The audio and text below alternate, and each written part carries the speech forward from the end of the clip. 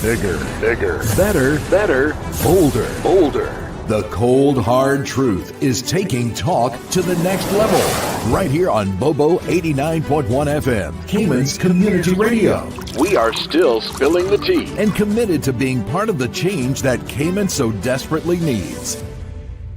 Join Sandy Hill weekdays from 7:30 a.m. for Premier Access, Cayman Voices, Truthful Thursdays, and much more. Cayman's #1 talk show is now bigger, better, bolder, and more than talk. Getting results with hot topics, consumer reports, court exposés, and more. I've come to set the record straight. I've come to shine the light on you. Let me introduce myself. I am the cold, hard truth. Now, from the CMR studio in Grand Cayman, Live, direct. it's the cold, hard truth. Now, join the conversation on 345-936-2626. That number again is 345-936-2626.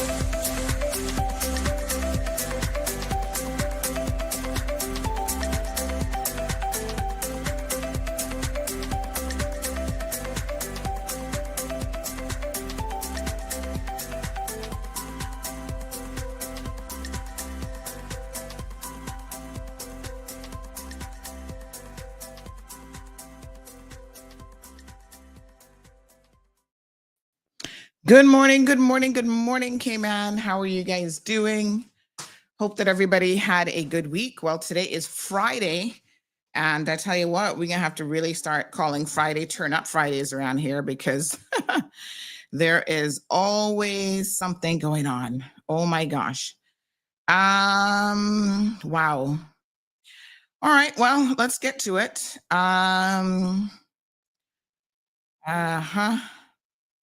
Let's see here. Okay. Let me put on my specs and then we are going to dive right in this morning. Let me send out some links first to the class. Everybody's good. Good morning to Instagram. Good morning to YouTube. Bobo 103.1. Good morning to you. CMRTV.com. Good morning to you as well. Who did I forget? I got YouTube, Facebook, Instagram, website. What a mess.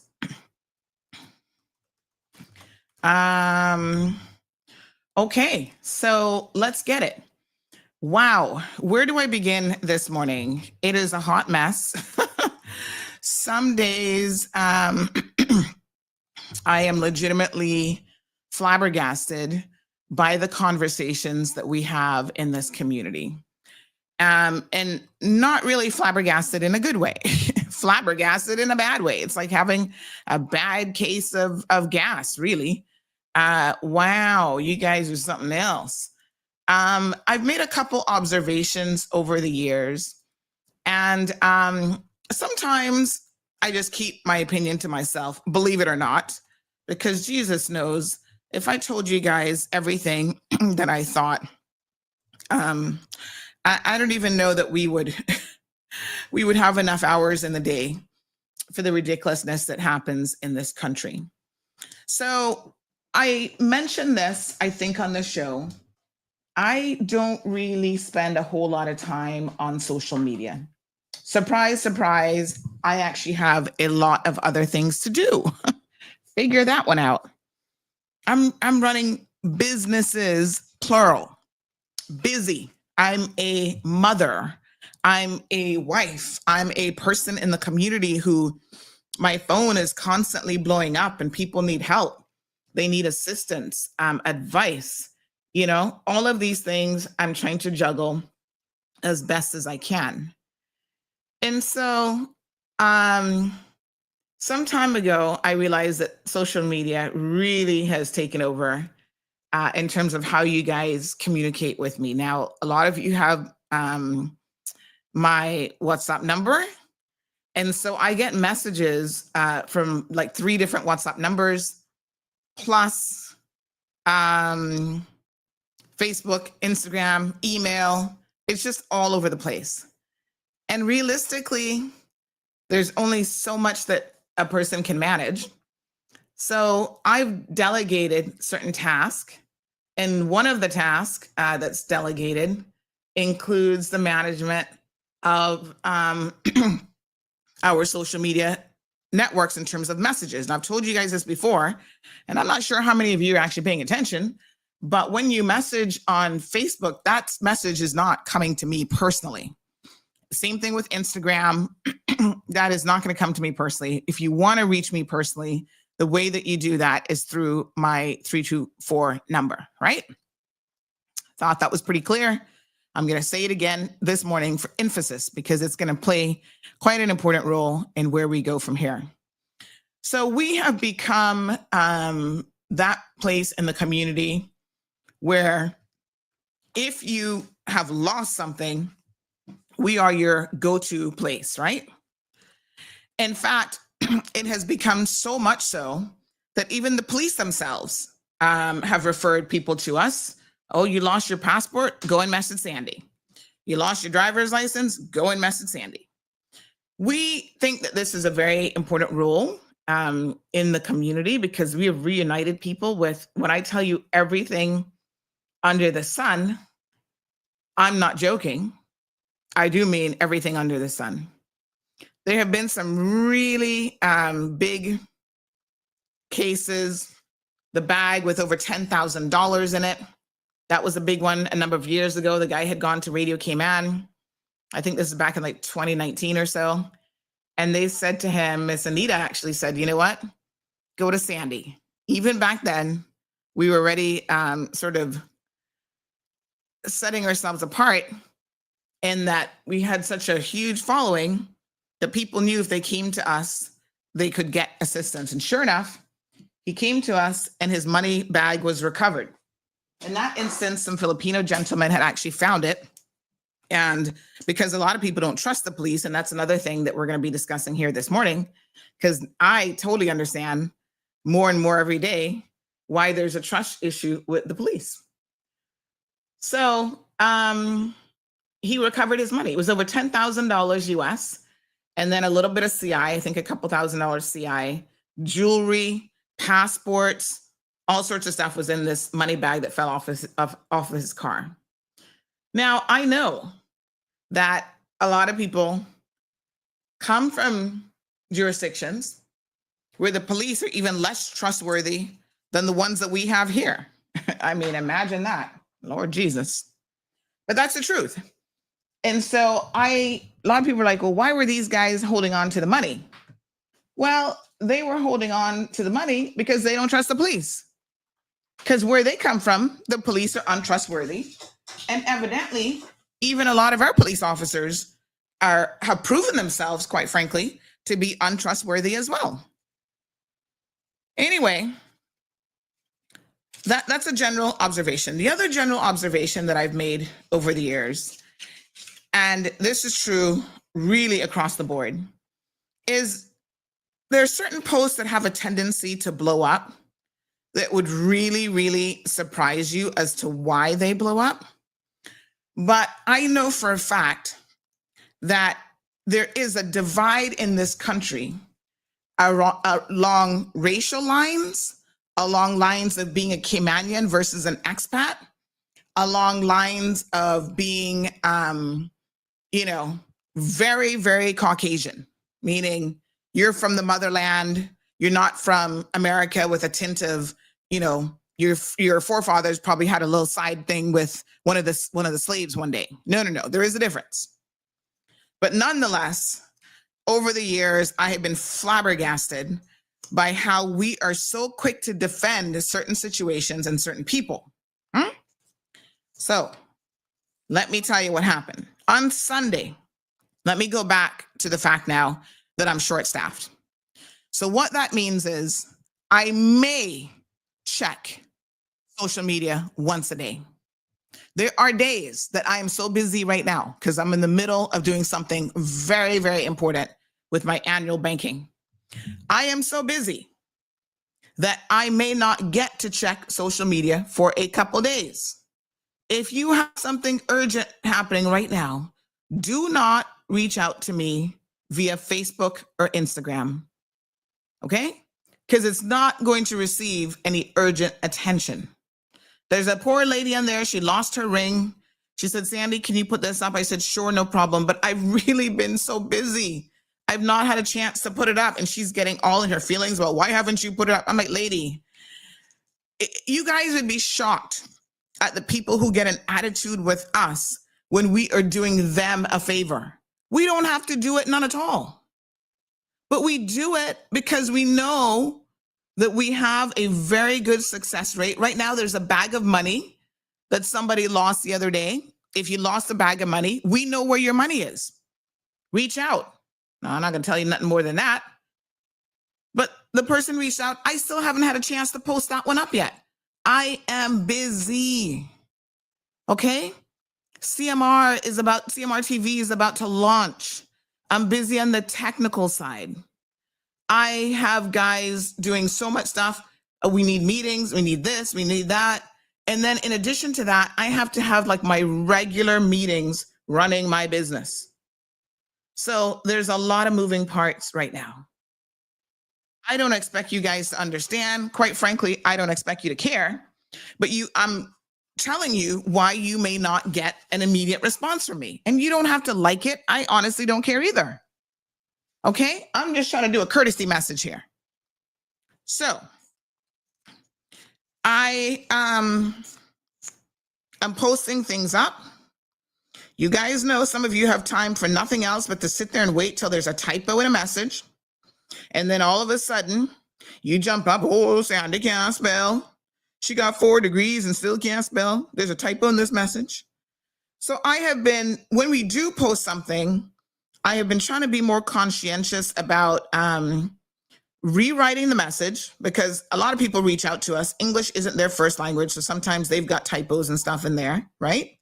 So if you've noticed lately, we've been kind of polishing up the messages a bit on social, using more little emoji cons and all this sort of thing. So this person had messaged me actually on Tuesday about having found this wallet. And to be honest, none of this would be an issue here this morning if our usual social media manager wasn't on maternity leave, because she would have gotten it on Sunday when the message was sent. We would have posted it, and I'm sure within 5 minutes, given the fact that this woman works in corporate Cayman, everyone would have known exactly who she was and reached out to her. We have never, in the 8+ years that CMR has been around, and trust me, there's been drama, we have never had so much drama around something that was found, a lost and found item. Now, we have drama on a lot of other things. You better believe your bottom dollar in that. I remember, in fact, there was a little bit of drama some years ago where a woman came forward. She had lost a piece of jewelry, and it was, I forget what brand now, but it's so funny because my jeweler friend would probably remember better than I. But anyway, she had lost a piece of jewelry, and it was, a very luxurious piece of jewelry. Her husband had bought it for her from Kirk Freeport. Someone had actually found it, and they were hanging on to it. They didn't take it to the police.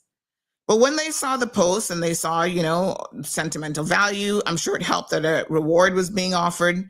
They came forward and said, okay, I am going to bring, how do I contact this lady? Well, they had in the interim decided, because it had broken, I guess, when it fell off her wrist or whatever, maybe that's how it fell off. They had decided to take it to a jeweler and get it fixed. And so this lady, again, expat, married to one of them Jeffersons from West Bay. So y'all think y'all somebody when you're married into certain families.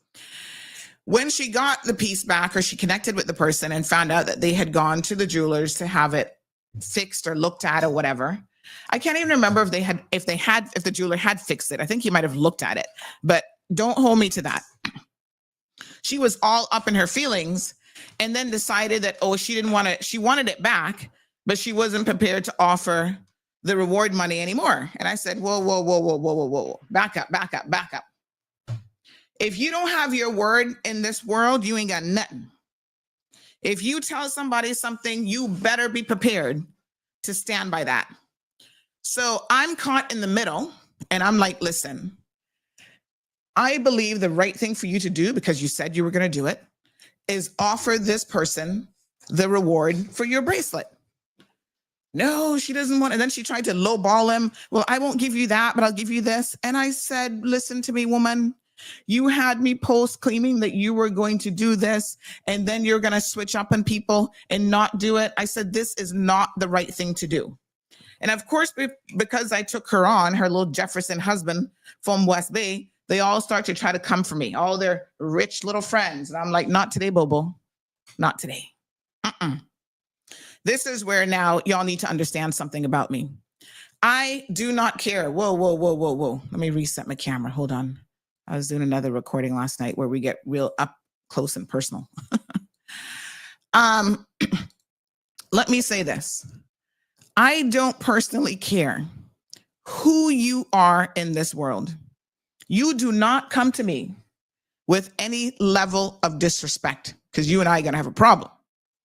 Just hold on 1 second, honey child. Let me try and fix my camera. Give me 1 quick second here. All right, hold on.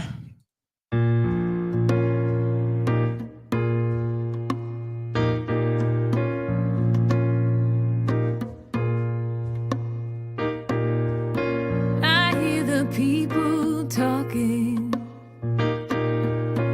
What are they talking about?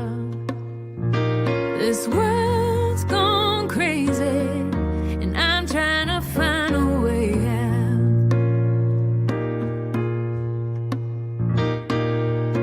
Nobody knows where we're going, or if we're going at all. Nobody cares if we stand, if we have nowhere to fall. It's a singing symphony, playing as the ship goes down. It's a porcelain epiphany, breaking if it hits the ground. I gotta find a way out.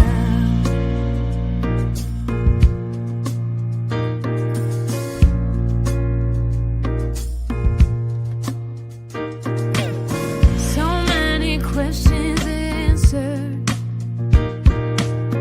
without an answer to tell. Too many things on my mind for anything to go well. All right. My apologies there. So some of you seem to think that because you have money, because you have a certain position in the community, that means that you can treat people a particular way. And I don't really take kindly to that, you know. I think that all people deserve, regardless of their status in life, to be treated with a degree of respect. And some of y'all have honestly lost the plot as it relates to that. So I don't really like that. I'll be very, very honest with you. And I see it rearing its ugly head more and more every single day, especially in Cayman. There's a huge divide in this country between the haves and the have-nots. And the haves believe that they somehow get a different type of justice. And I want y'all to understand me when I tell you that that is not the case. Okay? Not in my books. I don't know where else you're getting preferential treatment from, but not around here. So understand me very, very clearly when I say, I don't care who you are, Caymanian, non-Caymanian, you think you got a special name, you think you're somebody, your mama, so-and-so, that doesn't mean anything to me. I'm not about that life, okay? You approach people with respect, 99% of the time, you're gonna get respect back. If somebody disrespects you, then you deal with them accordingly. Anyway, the message came in Sunday. I didn't see it. On Tuesday, I read the message, saw that basically this guy was expressing, listen, we found a wallet, handed it in to a police friend, and, we understand that the woman was a little bit ungrateful. And wouldn't it be nice if people just showed a little bit of gratitude, just a little thank you, okay? Now, there's something called tone of voice when people speak to you. So somebody can say the exact same thing to you, but depending on the tone that they use, it can have very different meanings and also elicit a very different response from you. When someone writes something to you, it is infinitely more difficult to pick up tone of voice, okay? And so I always try to give people the benefit of the doubt, because some people love to write in all caps. All caps is the equivalent of yelling at someone, and I do not know why people decide to do that. It's extremely annoying. But I give people a lot of times the benefit of the doubt to say, you know what? Some people just don't know no better, despite us saying it all the time. So the same thing happens with foreign language speakers. Sometimes the foreign language speakers will say something and they don't mean any harm by it, but it's like something is different in the translation of how they type it. This person is a foreign language speaker, and I picked up quite quickly that, there were some typos and stuff in it that I should fix, because then y'all are going to be fixated on the typos as opposed to what the guy was trying to say. So I polished it up a little bit, put it up there. Her license, removed all of the relevant details in the license, so y'all wouldn't have a conniption about that, because y'all have time to get up in your feelings about every single thing. Some of y'all need a hobby. You need a husband. You need some children. You need a grandchild. You need a job, because your job should not be living on social media, commenting on every single thing. Do you know there are things that you can just scroll by and keep scrolling? I mean, it cannot be that hard. So I posted it up, didn't even go back and check anything on social media. Day before yesterday, which would have been Wednesday, today's Friday, yes, I got a call from the young man. And the funny thing is, Sabrina can be my witness, because when he called me, I was with her having a planning lunch meeting for a client that then we were going to go and meet up. And he called and said, oh, this whole thing is blown up on social media and all these comments. And, me and my coworker who found the lady's wallet, like, now we're feeling a way about it. And we're wondering if we should take it down and this and that and blah, blah, blah. And, my observations are this: don't take something down. First of all, he was entitled to his feelings on the matter, one way or the other. People are entitled to their feelings. And I say this to y'all all the time. They're entitled to their opinions and they're entitled to their feelings. What they're not entitled to are their own facts, because that is a very different situation. So I said, sir, as Sabrina is my witness, I said, I don't know what's going on. I haven't even looked at it. I have no clue. But, maybe I'll just close off the comments and people can just cool down a hot minute. I still have not even looked at it on Instagram. So I don't know if Instagram is blowing up the same way as Facebook, or how many comments are on Instagram, what the vibe was. So after he said that to me, I had a quick look and I could see that, you guys were divided on it. Some of y'all like, yeah, these people not got no manners. Others were like, listen, why do you need to be thanked for something? If you did something, you don't do it for the glory and the praise and the thanks. You just do it out of the goodness of your heart. And there's truth to both of those opinions, both of those positions. I'm a firm believer, because my aunt always raised me to be like this, is if someone does something for you, you must remember they didn't have to do it. And so you show gratitude, and it takes nothing out of you to say thank you. Truly. And we are a community worldwide, but even here in Cayman, who have lost our moral landscape.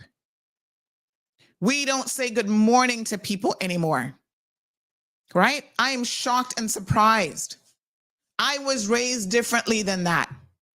Yesterday morning, I had a meeting 11 o'clock over at the government building, and I'm walking over there. Every person that I passed, whether I knew them or not, I said good morning on my path into the front door. As I get into the front door, I said good morning to the various security people. General, good morning to the receptionist. It takes nothing off of your back to say and have a little bit of manners and to say things like good morning, thank you. I have an 8-year-old that every single day I am trying to teach her. You're welcome. Yes, ma'am. No, ma'am. Address people by either Auntie so-and-so or Miss so-and-so. Okay? So as the situation is blowing up, I'm like, oh, Lord, I don't have time for this. I just continued on. Yesterday afternoon, 291 comments, by the way. You guys are ridiculous. And I'm going to tell you why I say that here in a minute. So in the afternoon, someone sends me on WhatsApp, oh, look, the police have joined in on the conversation. Now, I want to talk to the police this morning because I know Commissioner Kurt Walton is off island, but they'll get the message loud and clear.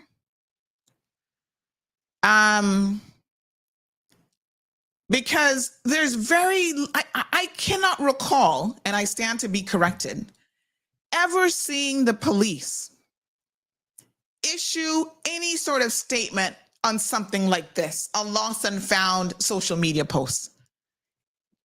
Correct me if you've seen it. The RCIPS folks has time on their hands. Okay, that's my message for them this morning. They need to find something to do. They need to find a crime to solve. Because when I saw it, I was like, huh? Popo got time for this? You guys have got to be kidding me. And the person's like, yep, there you go, Sandy. Now we're going to read their statement because it looks like they have lost their minds. So I glanced at it. I did not read it fully. I glanced at it and I posted up, and I basically posted like, okay, disrespect, update, whatever. Here's what the police had to say. Then y'all start jumping in again. I said, no. What we're not going to do is we're not going to make this another 291 comments of pure ridiculousness because clearly y'all ain't got nothing better to do. Okay? I'm going to stop y'all right then and there. What the police did, and some of you Caymanians have zero backbone when it comes to holding a position. That much is obvious. And before I go any further, let me say this about the young lady who is the subject of this. I don't know her. I have no feelings, Miss Carolyn. I have no feelings about her one way or the other. I know a Caymanian who works with her. She says she's a very nice lady. She's not the typical lawyer in a law firm trying to hold Caymanians down, blah, blah, blah. Okay, I'll take your word for it because I don't know her. And I'm not here to judge her. But I tell you who I'm going to judge is some of you in the comment section and the RCIPS. So the RCIPS had time. Now keep in mind, I want you to put this in proper context. Right now, the RCIPS has no PR manager. They've interviewed people and not hired anybody. Okay? No PR manager. Anything happens over a weekend, you can hold your breath, or don't hold your breath, I should say, because you're not going to get a press statement from them until Monday.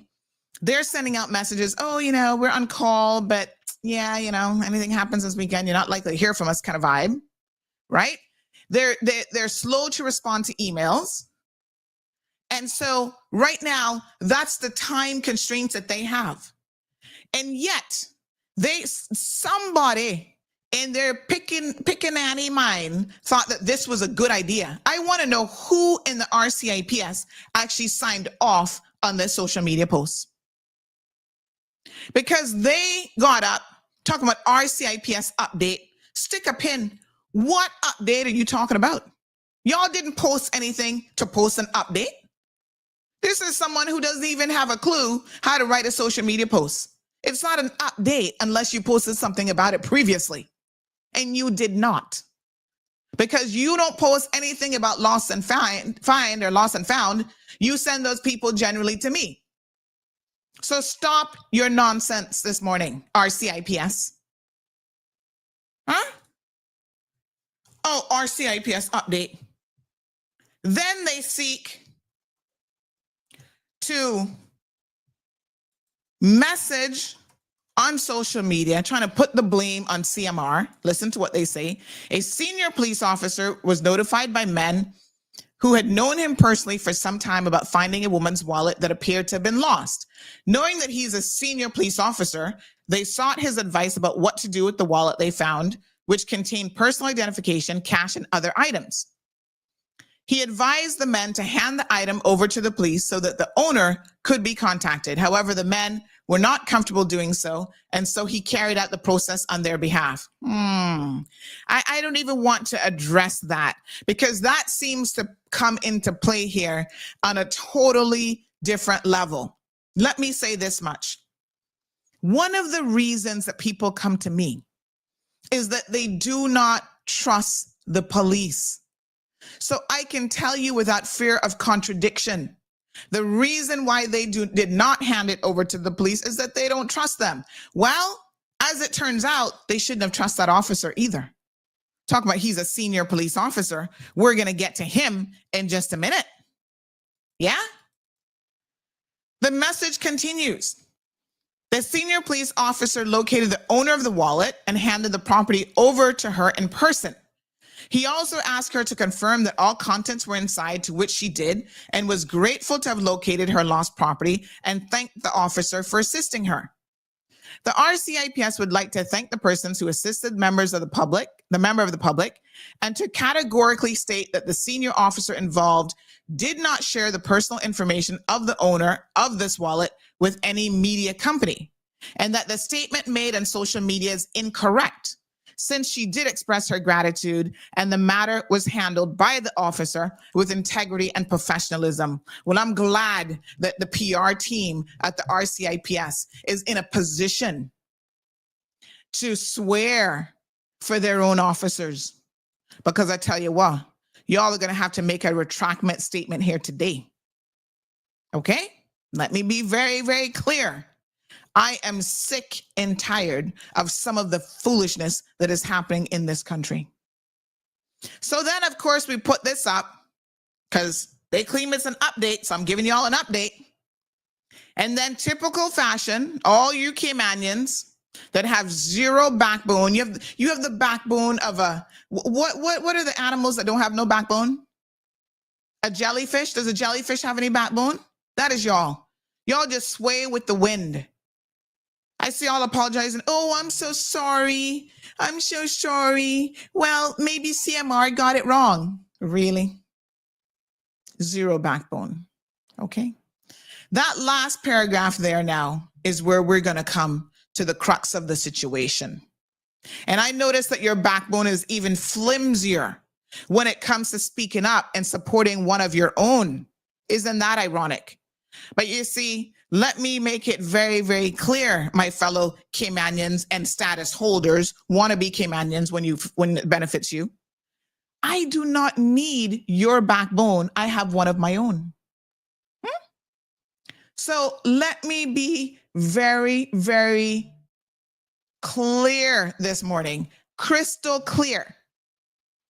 The comments that you make on social media are not going to be hurting my feelings. You're entitled to your opinions. I don't have to like it and I don't have to agree with it. Most of you would be well served taking that position when you see stuff on social media. Don't take it personal.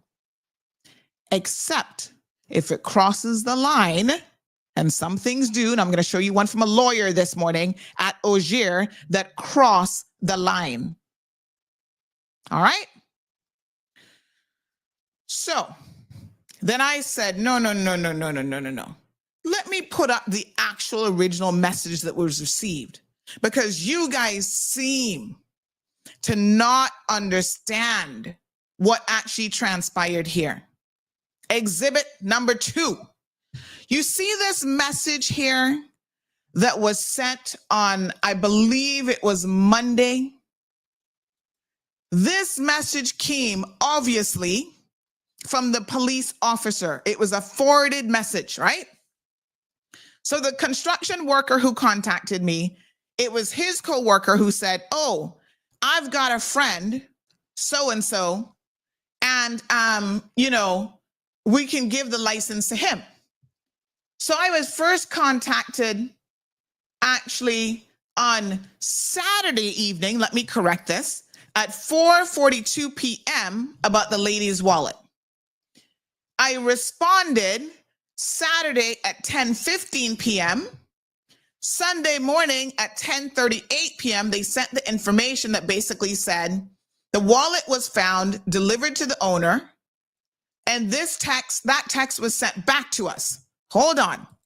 Let me show you exactly what he says here. As a matter of fact, let me screenshot it from my phone so that it'll be more in a box so that you can see it a little bit better, because the computer is quite long. Yes? All right, good. Let me show you now what was actually said. They said that text was sent back to us, and this person, hold on, let me pull it up so I can show you exactly. I don't want to put words in anybody's mouth this morning, because facts, folks, we're operating on straight facts. Yes? Let me see here now. Okay, just give me one quick second. I'm going to pull up this screenshot. Yes. Hold on. Because I tell you what, y'all not coming for me over foolishness. Not today, and definitely not tomorrow either. Sorry, Bobo. All right, I'm gonna, for the sake of maintaining this individual's privacy, I'm actually going to crop out his name. So give me one quick second to do that. We're gonna edit this. Okay. So this was the message then that was received Sunday morning. And as you can see, I didn't even respond to it until Tuesday night and said, wow. That was my initial response, like, wow, okay. What a hot mess. So here we go. He says, "Good morning, Miss Sandra. The wallet was delivered to the owner, and that text was sent back to, that's supposed to say to us. It says, oh, us, but like I said, little typo. Please omit any names. Was 4 of us found the wallet. All 4 work in the construction site and we felt away because this lady did not even take time to, I don't know what that word is exactly supposed to be, something. Please give thanks to who found my wallet. Very sad. By the way, it was found across Hurley's Highway just before the roundabout, and the lady seems to work at Cricket Square." All right. That was the message. And I said, wow. So I then shared the sentiment that, wow, wouldn't it be nice if people could show a little bit of gratitude? What I didn't share was the forwarded message that was received. Now, this is where this story is going to get interesting. You see this message here from the Popo? This is them taken up for their supposed senior officer. And this, folks, is what the senior officer sent to the men. Pay attention now when I read you this message, because you're going to see that all of this started with the RCIPS senior officer. And the RCIPS, y'all better get your little keyboard fingers ready and issue me an apology in the same manner that you posted your erroneous post about your so-called officer being, what did you call him? Professional? A handle by the officer with integrity and professionalism. Wow. I want to know, RCIPS, where in this message, what here is professional and with integrity? Y'all must be crazy. He says, and you can see it's a forwarded message. Morning. I handed over the purse to the lady yesterday at the Wharf restaurant. She was accompanied by her boyfriend. I told her the full story of how/where it was found and by whom. She was thankful, but appeared to be ungrateful. RCIPS. Mr. Kurt Walton, I know you're not even in Cayman. He's in the UK at the moment. But listen to me now. Please tell your officers this is why me and the RCIPS always have a problem. Why you guys are always coming at me with pure nonsense and disrespect. And because I refuse to be a spineless Caymanian who will allow anybody to disrespect me, especially in my own country, and especially when I know that he's not a Caymanian, you better talk to him. And I don't know who, like I said, wrote the press release and who signed off on it, but how stupid do you feel this morning to now see the actual message that your officer sent? Y'all admitted he took care of it personally. He's the one who handed it over. And as you can see, this forwarded message is from the person who handed it over. He says, and he misspells it, by the way, she was thankful, but appeared to be ungrateful. I don't even know what he's going on about, but nonetheless, that is what he said. I had expected her to ask for your details, to contact and thank you for your honesty, but she did not. Wow. Wow. Hold on a second. Because he is a liar. And this is why people do not trust the RCIPS. Because after all of this blew up, I have someone who was a witness to his phone call. And I can tell you that this officer has, if I was now Kurt Walton, I would let him go. Because if you have an officer that cannot be honest about something as simple as this, imagine what else he might not be honest about. Imagine what else he might not be honest about. I'm trying to get permission here. Give me 1 second, because I don't like to share people's voice notes, because I'm not throwing nobody under the bus except the RCIPS officer. When people share things with me, I would rather you hear it in their own voice than for me to give you a recount of it and potentially get something wrong. So give me 1 quick second here. Let me make a quick little phone call. Morning, honey child. Can I share your first voice note last night where you summarized the conversation when he called? It would, yeah, right. It's going to put it in proper context. All right, honey, thanks. Mm-hmm. She was thankful Mm-hmm. and so forth. So, and then of course I have the text that she sent him. Yeah. She was very thankful. I'm going to just put you on speakerphone because I wasn't really, I was calling you privately, but of course, you know, we are live at the moment. So yeah, go ahead. Oh, yeah. I mean, when she did speak to him, she spoke to him out of concern of the hate messages. And the fact and the bottom line is that she wasn't thankful. And I just listened to you talk about his message about, how thankful she was, but ungrateful. That's a little contradictory, because I don't understand how you can be thankful and ungrateful at the same time, and she thanked him then when he gave her the wallet. When she got home, she saw everything was intact. She thanked him again. And I sent you that message when this whole thing started to blow up like 2 days ago. And she's like, thanks again. And then he said, I was taught better manners and stuff. So to see that come out of the text, saying this unthankful but ungrateful situation that was obviously sent back to these construction workers, that was a little surprising. And when she did speak to him, when things started blowing up and she felt so embarrassed about the comments and so forth, she's like, I think that you need to make people know how thankful I was, because now I feel now I kind of feel threatened too. Not in the sense that, okay, the construction workers took my picture of in the attempts to find me and so forth. You know, as an expat here, I'm sure she felt threatened and thinking, oh, they have my address. You think they will be, you know, because so much hate messages were going on. I think she was generally concerned too that people would come to her house and stuff like that. And I assured her, I don't think it's anything like that. But yeah, call him. And she did call him. He said, you know, he didn't really personally look at your page, but his wife had obviously told him what had happened, in the comment section, and he was going to address it.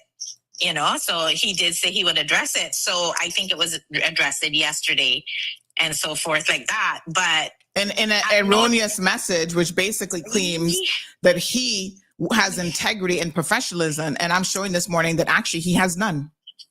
Yeah, I'm surprised to see that message, if that message is from him, because that was not the same officer that was on the phone with her.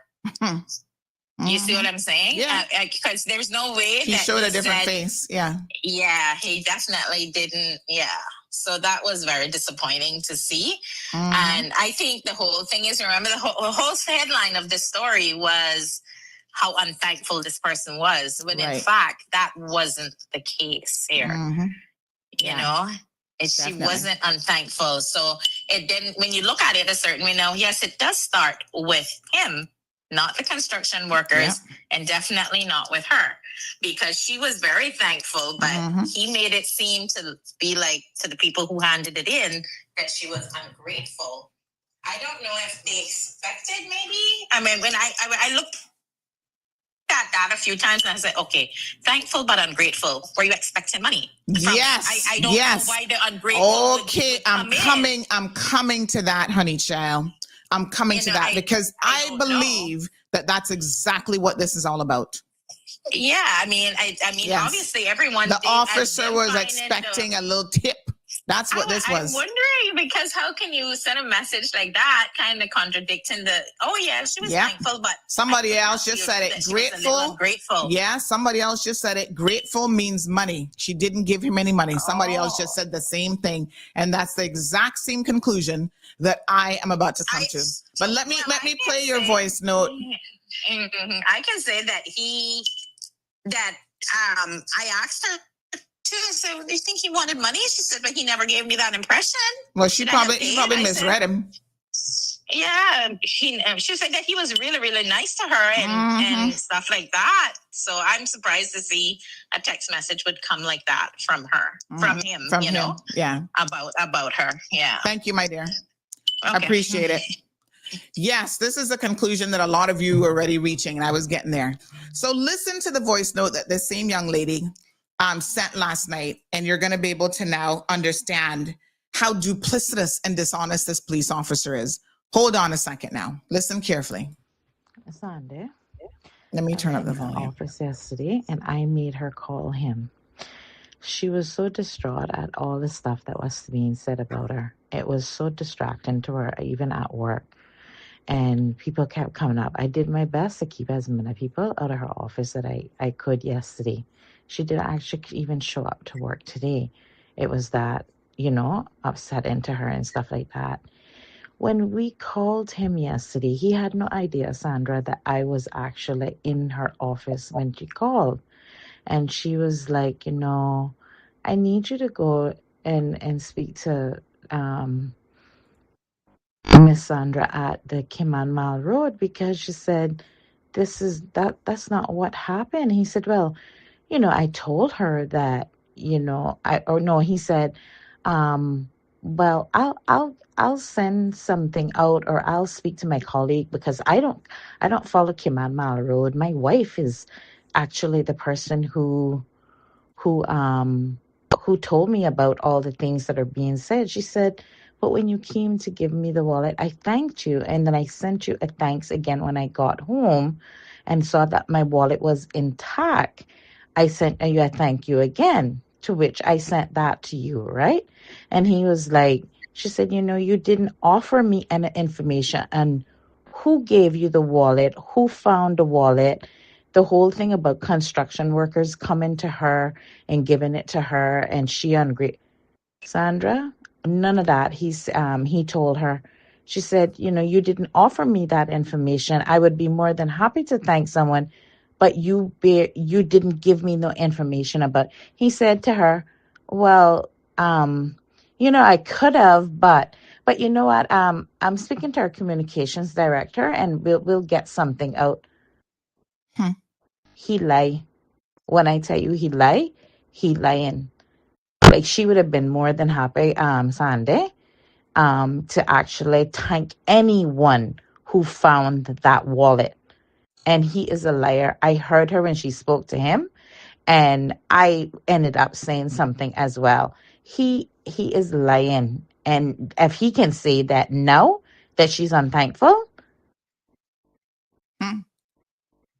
and why, whoever it is that, oh, you need to set who straight. My post wasn't about your post, Sandra. It was about how people here became so destructive to her for something that she did not do completely wrong. You understand? It wasn't about, oh, the police the police is telling the truth and whatever. It was about what was presented to her, and the way people here, like, people completely didn't get it. And I was careful when I made that post. The amount of people and the things that was said about her, and the way that it completely has disrupted her life, especially at work. It was ridiculous what people were saying about her, because what happened was not the case. It she a police off duty police officer contacted her. She didn't even realize she had lost the wallet until this man said, well, she said to him, I'm at the wharf for dinner, and thank you so much, because she said, I had no clue that I lost my wallet. He met her boyfriend, who, by the way, is here visiting her and stuff like that. And he gave her the wallet. She thanked him. She messaged him again later that night, thank him. He didn't tell her who found the wallet, and he did tell her that where it was found was by the Grand Harbor roundabout. But he did not mention anything about construction workers finding it, them seeking out who she was, nothing like that. He never told. She read all of that. Hmm. Imagine, folks. This is now where we are.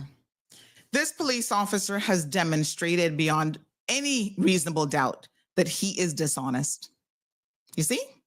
And now, he don't really watch Road, not his wife, but he's gonna get his communications team. So he admits to this woman and the other person that was listening, that he didn't know was listening to the conversation. He admitted that he was gonna get their communication team to put out this nonsense. Johan is sitting here saying, oh, what's the big deal? This isn't a national issue. If you don't think the RCIPS putting out an erroneous message, trying to throw me and CMR, a media house, under the bus, right? Based on the word of, now we know, a lying and duplicitous police officer is not a concern of national issue in this country. You've never showed up to a murder case, a robbery case in court, and listen to those officers. Charlene, I want you to listen to me too, since you think Johan is right. You have never shown up to court and witnessed officers lying through their teeth or being questioned about their credibility. And you sit there wondering why. I have been the subject of a dog theft case, and the police officer stood in the dock and lied. This goes to the very fundamental trust that we have of the police in this community. And I am not going to sit back like most of you spineless Caymanians and let this go so.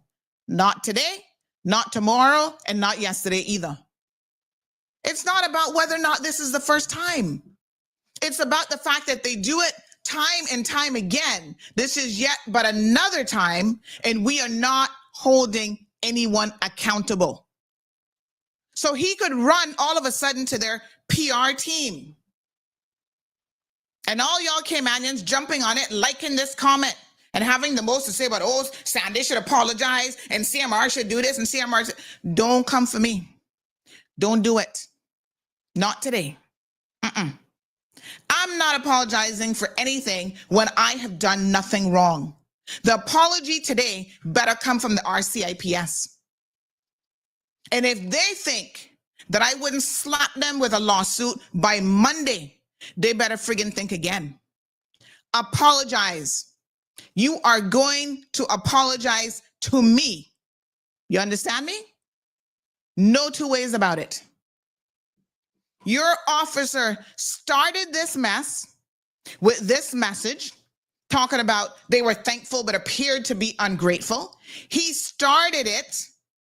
That is what put the nugget in the head of the construction workers, like, wow, why would someone be ungrateful? We were only trying to help. You see the message here.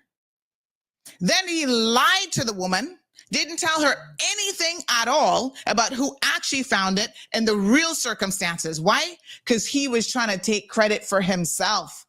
See her text message here where she thanked him again? Talking about, oh, his parents brought him up to be respectful and honest. Well, we know that that was a lie. That is a lie. Because you would not have done what you did. And the only thing that makes any sense here is he was looking for money. He go and see her sitting at the wharf with her boyfriend, whatever, knows now because he went and looked her up in the RMS system or whatever the heck they call it, knows exactly where she worked, lawyer, got good job, this, that, the next thing. He was looking for a tip. That is all what this comes down to. But in your desire, right, to look good and to get a tip, you do not throw CMR under the bus. I am sick and tired of people in this community, as much good as this platform does, thinking that they can throw us under the bus and I'm not going to do anything about it. Well, this is a new era. Okay?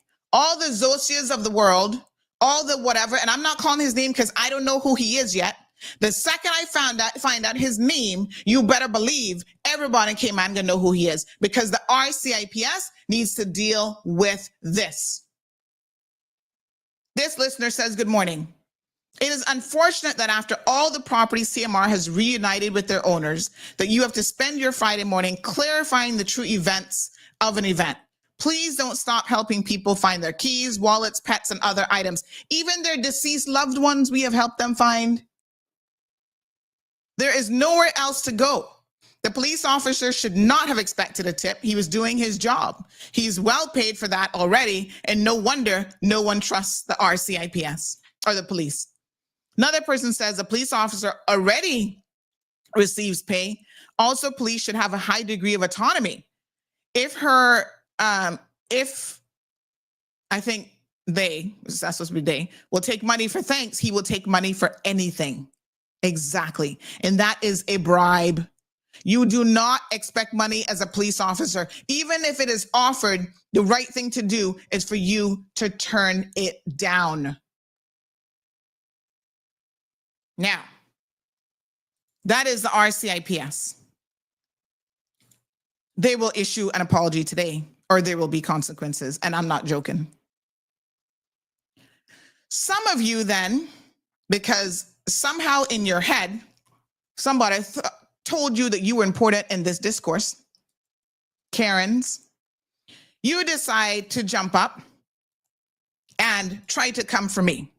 Well, I'm going to call out two of distinction this morning that were noteworthy, who kept going on and on and on in the comment section, like apparently they don't have nothing to do. One is supposed to be McTaggart. She's one of her own, but I'm not surprised.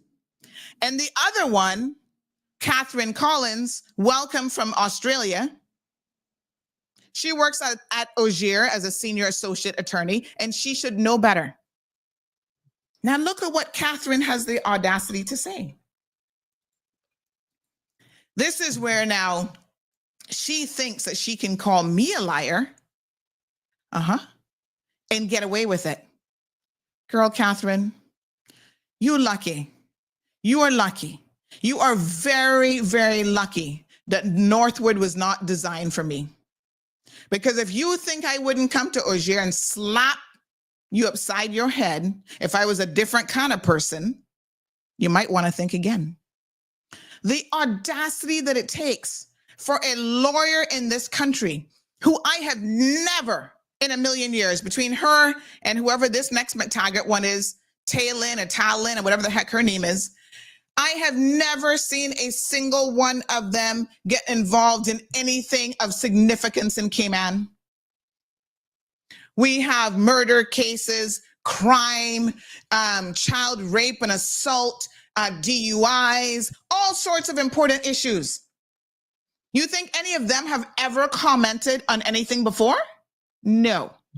But they think they can comment and come from me in a way that is disrespectful. Let me start first with Exhibit A.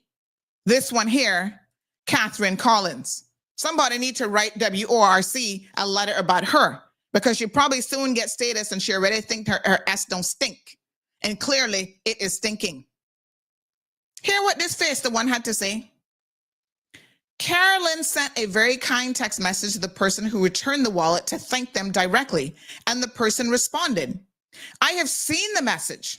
Yes, okay, you're her coworker and her friend, whatever. This reporting, which she puts in brackets, by CMR is completely false and is a disgusting attempt to incite divisiveness in our community. Catherine Collins, you are going to issue me an apology as well. This is defamatory, okay? You're claiming that what I posted was completely false, and that the reason that I'm doing it is to incite divisiveness in our community. You need to shut your blinkety blink mouth.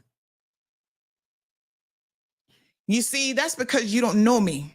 That's the only way that you could make such a comment about me. And so I'm going to take some time this morning to set you straight.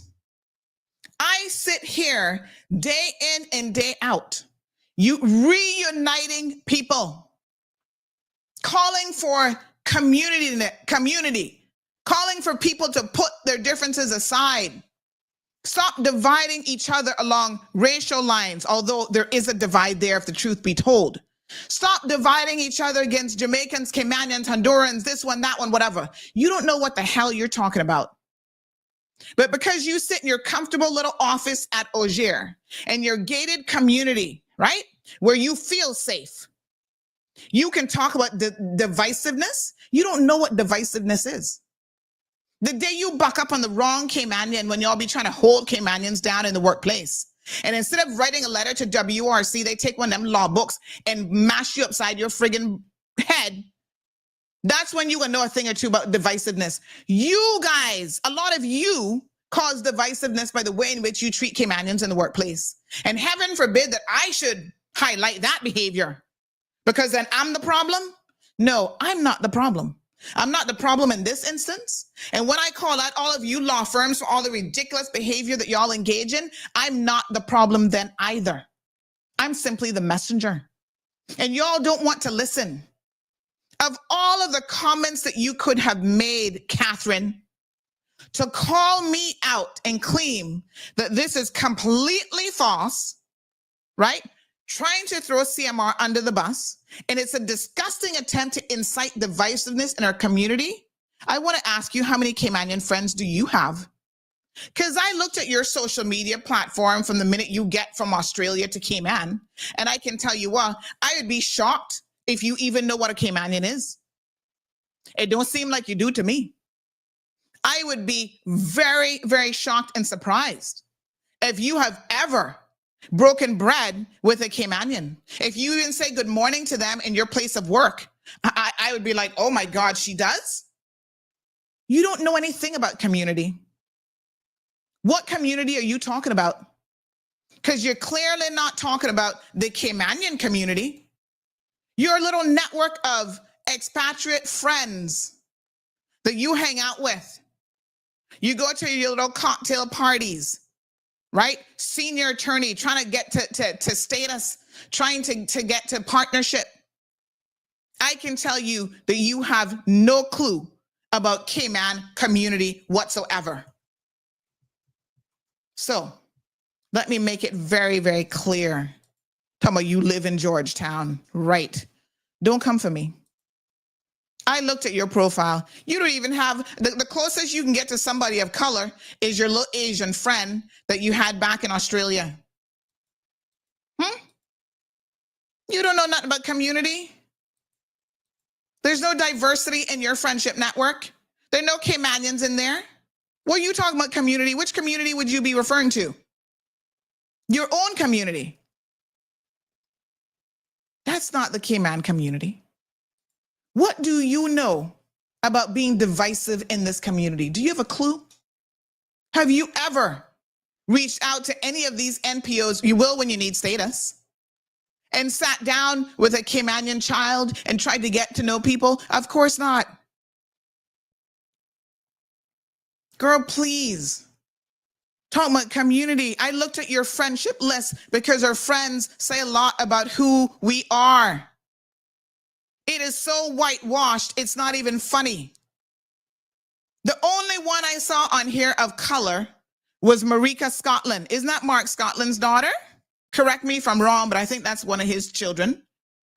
And I'm sure that is just because, you're trying to play up to the parents and who they are. You don't even have any diversity in your life, girl. What do you know about Caymanian community? You must be, you have to be joking. Like, really? No, girl. Don't come for me. You are calling me a liar. You're saying that I made up something. Why on earth would I want to do that? This is the single, and I didn't sit down and read every single comment. Let me be clear about that, because I ain't got that kind of time in today. But this right here, folks, is the single most disgusting comment that I read. This reporting. First of all, Einstein, it is not reporting. But you see, because you've never looked in CMR before, yeah, she beyond bright. You have never looked in CMR before. You don't know anything about the platform. So you wouldn't know that this is quite the ordinary type of post that CMR puts up. And I'm going to clue you into why we do it. When people are feeling disconnected, disrespectful, they're up in their feelings. They have zero outlet to express that. You better believe that the outcome of them not expressing that, one day you'll know about divisiveness. So we give people a platform. That's why I say you don't have to respond to it. You don't have to like it. You do not have to engage. If you don't want to, don't give it any life. Just keep scrolling. But I notice how all of you ganged up on this comment. Every single one of you who've never even visited CMR's website before or social media page. And all of a sudden, you want to talk about community and divisiveness that you know nothing about? Don't come for me. And you will be issuing me an apology, Catherine Collins, or else. It's as simple as that. Or else. I'm not joking. This is a defamatory statement. We put up lots of things on social media that are not, I repeat, not reporting. You want straight reporting? Go to the website. But you see, if you are a regular follower of the page, like I said, Madam Einstein, you would already know that. But you come from me. It's completely false, and it's a disgusting attempt to incite divisiveness in this community. Girl, please. You said in our community, and I want to know which hour you are referring to. Which hour? Not a thing is going to change in your little world that you live in. You still not going to have no friends of color. You still not going to know anything about Dog City, Swamp, or Goat Yard. So I don't know what community you could possibly be talking about. You're going to jump up and start walking a few dogs right before you submit your status application. I hate to say, but these are the types of Caymanians that we don't, the types of expats that we don't need in this country who will soon be seeking out status. We don't need you here. Somebody said they ready for 9:30. The bottle of wine done ready. Now, Let me move on to the next one. If you think Catherine was the worst, I must say. And I've already written Augier. And I've already written to the partner of the law firm. And I expect a written apology. Okay? Now, this next one of her own, but still, we got our own that believe they somebody special. They whitewash too. Not a clue. She probably can't find Dog City either, although she's a Caymanian. Good morning, caller. Hello? Uh-oh, hold on. I can't hear you. Let me see now. Yes, caller? It's Marlon's competition. How you doing? Child, please. Not no competition for Marlon. Get it straight. We getting him deported. If you can go after everybody, we getting him deported. It's really simple. Please. Yeah, he's respectful and he knows about community. Go on. What you want this morning, Johan? I want you to. Notice it's not 9:30 yet, No, I want you to calm down. I can't cuss you like how you can probably need it, but go on. I want you to calm down because something happened to you this morning that has got you eating razor blades, and this is not your normal Friday, flex. Yes, it's a Friday flex. Remember what it's called? FAFO Fridays. It's a flex. Yeah, but you can't sue everybody that disagrees with you, though. It's not about suing everybody that disagrees with me, because then I'd be suing 200 and something people. This is about suing someone who has defamed me and is a lawyer and should know better and has basically called me a liar, and that I'm the type of person who's trying to incite divisiveness in her community, because I don't know what our community she's talking about. It's not gonna happen. It's about setting an example for these people, Johan. Can we? No, I get you. Listen, there's a lot of bad actors here in Cayman.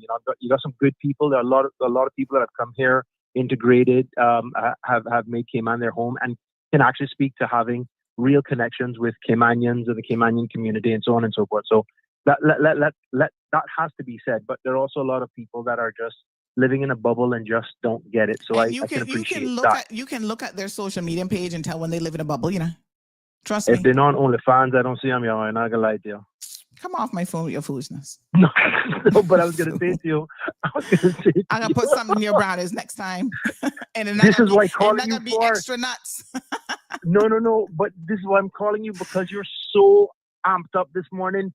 These people are messing with the weekend, and there's a bunch of football games that need to get watched, and me and the boys need them brownies. So please, just dial it down a bit and remember your service to the Caymanian community by looking after your people.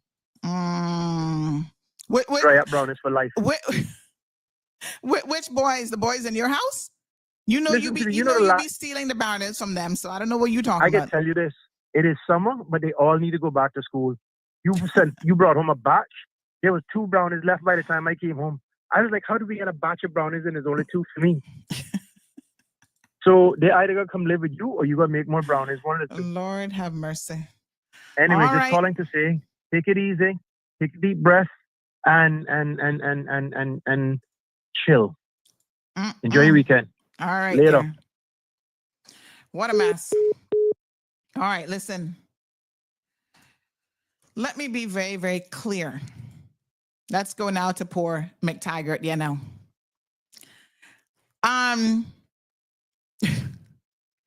She said, I'm sorry. I assumed and slandered this poor girl's name without investigating it first. This is what she claims, McTaggart now. She didn't receive the wallet from these men, so how could she have shown gratitude? Maybe I'm sorry. I assumed and slandered this poor girl's name without investigating first instead. Also, just a suggestion, if there are such important things to cover outside of the nonsense that you're posting, post that instead. What her name is? Talon? Girl, shut up. From one Caymanian to the next, I'm going to tell you to shut the... Listen, 9:30. Shut the blinkety blink up all the way to blinkety blink mountain. Y'all know what clip I'm talking about. Are you for real? If we don't have more important things to cover outside of this nonsense, again, you are so far removed from the realities of Cayman life That is why you could make this kind of statement. For 2 days, Talon, or whatever the heck your name is, I have been talking about the hot mess that is Poinciana Rehabilitation Centre. I have been talking about children, a 13-year-old being assaulted. I have been talking about the thieves in court and all of that that's going on. What have you been doing? I'm talking about important things. What important things have you been up to? Trying to sell a real estate property. I see you. Going out drinking wine with your friends. Happy hours coming. There you go. Those are the important things that you are focused on. Girl, please. Live in your $1 million lifestyle in your head. Because once again, I had a look at some of your friend list. And let's just say from one Caymanian to the next, you could do with a little bit more cultural diversity, Miss McTaggart. I heard you just got engaged again. A little bit of diversity in your life would be amazing. You need to find something important to do. There's lots of community projects that you can probably step up to the plate with. How about that? Girl, please, don't come for me. Nobody not sent for you. But in typical Caymanian fashion, some of y'all have an identity crisis. You don't even know what it really means. Oh, I'm a multi-generational Caymanian. I'm carrying the McTaggart name. Good for you. Great. Wonderful. And you don't have a clue.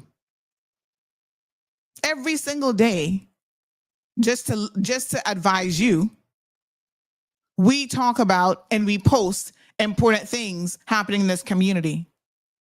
Maybe you should stop reading the Compass. You're one of the 5 people watching Zosia in the morning or evening or whatever the heck she's on. Look at all the important stuff. Did you comment on the when we broke the news about the cannabis, posted the video of the guy dumping all the cannabis in the ocean?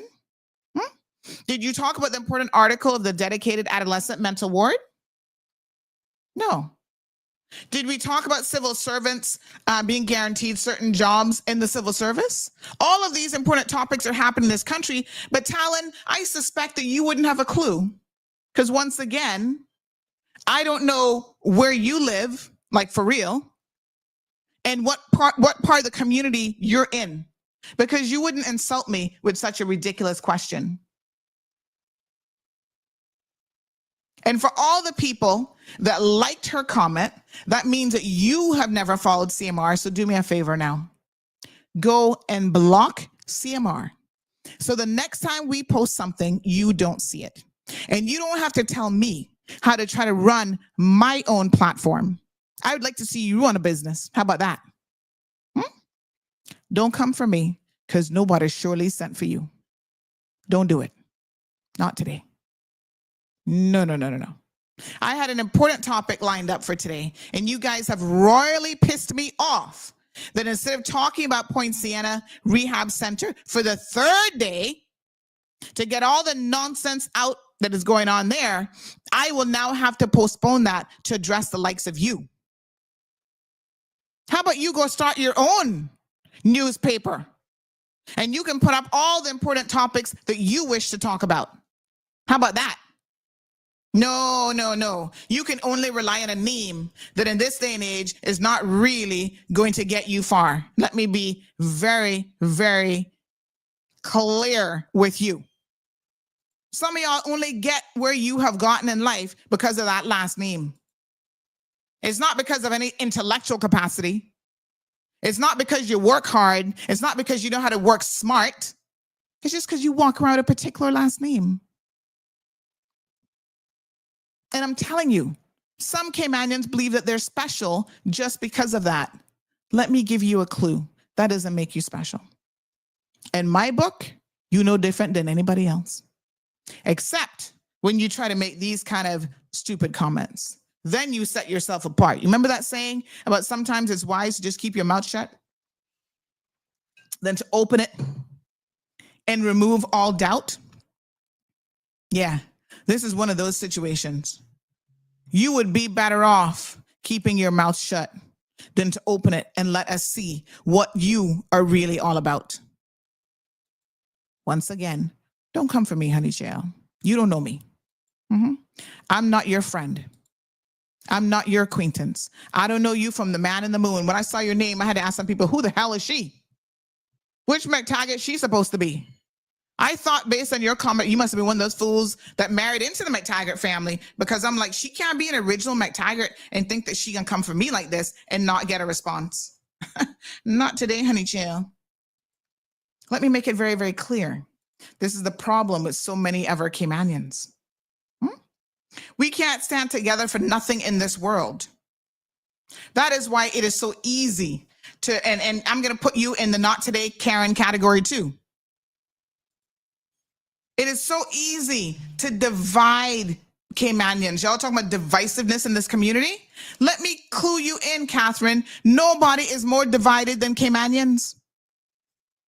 Y'all can't stand up for nothing called your own. You are all too willing to throw each other under the bus for somebody else. And as it turns out, you're the one who didn't have the full story. You're the one who had no context here, not a bit at all. This person says crabs don't have backbones either. They have exoskeletons, hence crabs in a barrel mentality. A lot of the so-called generational Caymanians who are white or white passing tend to mostly associate with other white people, especially expats from the US and Canada. And what's interesting and a bit frustrating is how they seem to switch it up depending on who they're with. When they're around their North American friends, they speak with a more white or neutral accent, but suddenly bring out the Caymanian dialect when it's convenient, like to exert their roots or gain credibility in a local context. It feels performative at times, like they're picking and choosing when to be a Caymanian, depending on what serves them best. Just wanted to put this out there. Curious if you've noticed the same dynamic. I'm not hanging around with too many of them people, I gotta be honest with you. They're not my people. You know, there's a saying to find your village, find your team, right? And I know who my village is. People like this McTaggart young lady, like I said, I don't know her from the man in the moon. She could be the man in the moon, as far as I'm concerned. She could be some alien. I don't know her. Okay? I know my people. So I don't know where she come up from. But I'm sure that your comment has a lot of validity to it. Because that's the problem with a lot of Caymanians. Y'all be switching up all the time. Zero ability to stand your ground. So, what her name is again? Talon, whatever the heck your name is. Not today, Karen. Not today. Go relax and find a real job. Go sell a condo or something. Try to make some money off of rich people. Catherine Collins, I'm looking for your apology. And I expect it, as they say, when the manner in which you disrespect somebody is the manner in which you better find your way to apologize. Make the level of your apology be on par with the level of your disrespect. So find yourself, use those legal skills that you claim you have, and get to apologizing. Okay? Let your apology be as loud as your disrespect. That's what I'm expecting here this morning. This person says spineless Caymanians.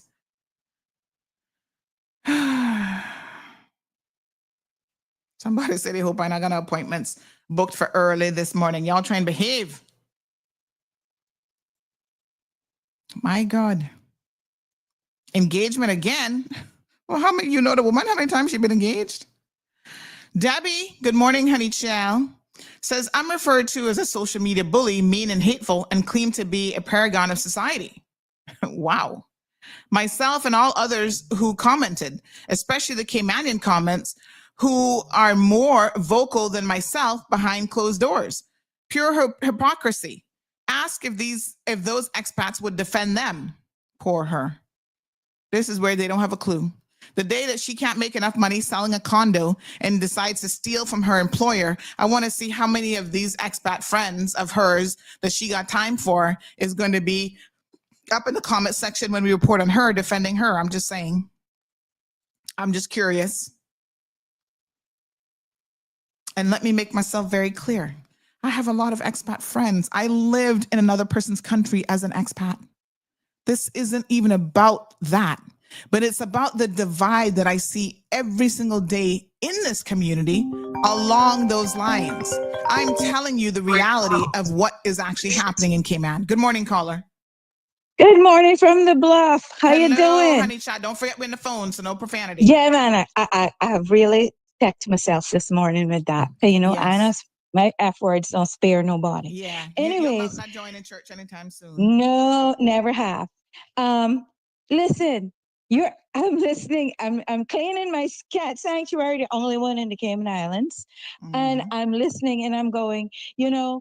Just the other day, somebody messaged me, and the message I got forward, send it to you, and so you can see.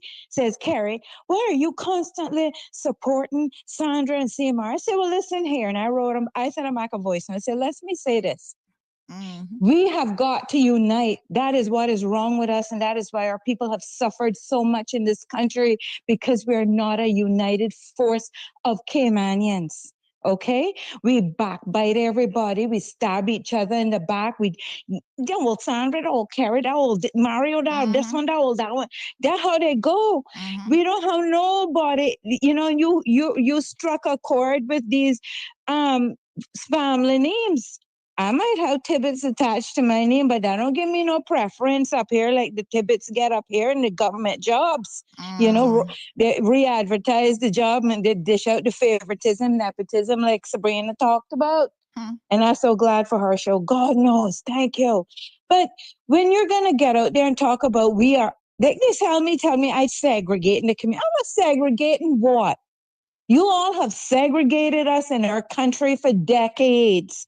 And so much so that I went and kissed McKeever's ass so much, sorry, but rump, that he had making all citizens with a mass status grant. That the trickle-down effect to that is what has caused the minority status in our country. And you're all going to talk about, I mustn't support you. And I got to support you, Sandra. We may have had our differences, but we call bury the hatchet. Bury the hatchet. We have to come together as a community of Caymanians and form our own strong group. Because if we don't form a strong enough group, as you can see how this all played out, you see how this played out, right? That's the situation. Sorry, I got some bad cats and they make lots of noise in the morning. The situation is, Caymanians, you all need to shut up.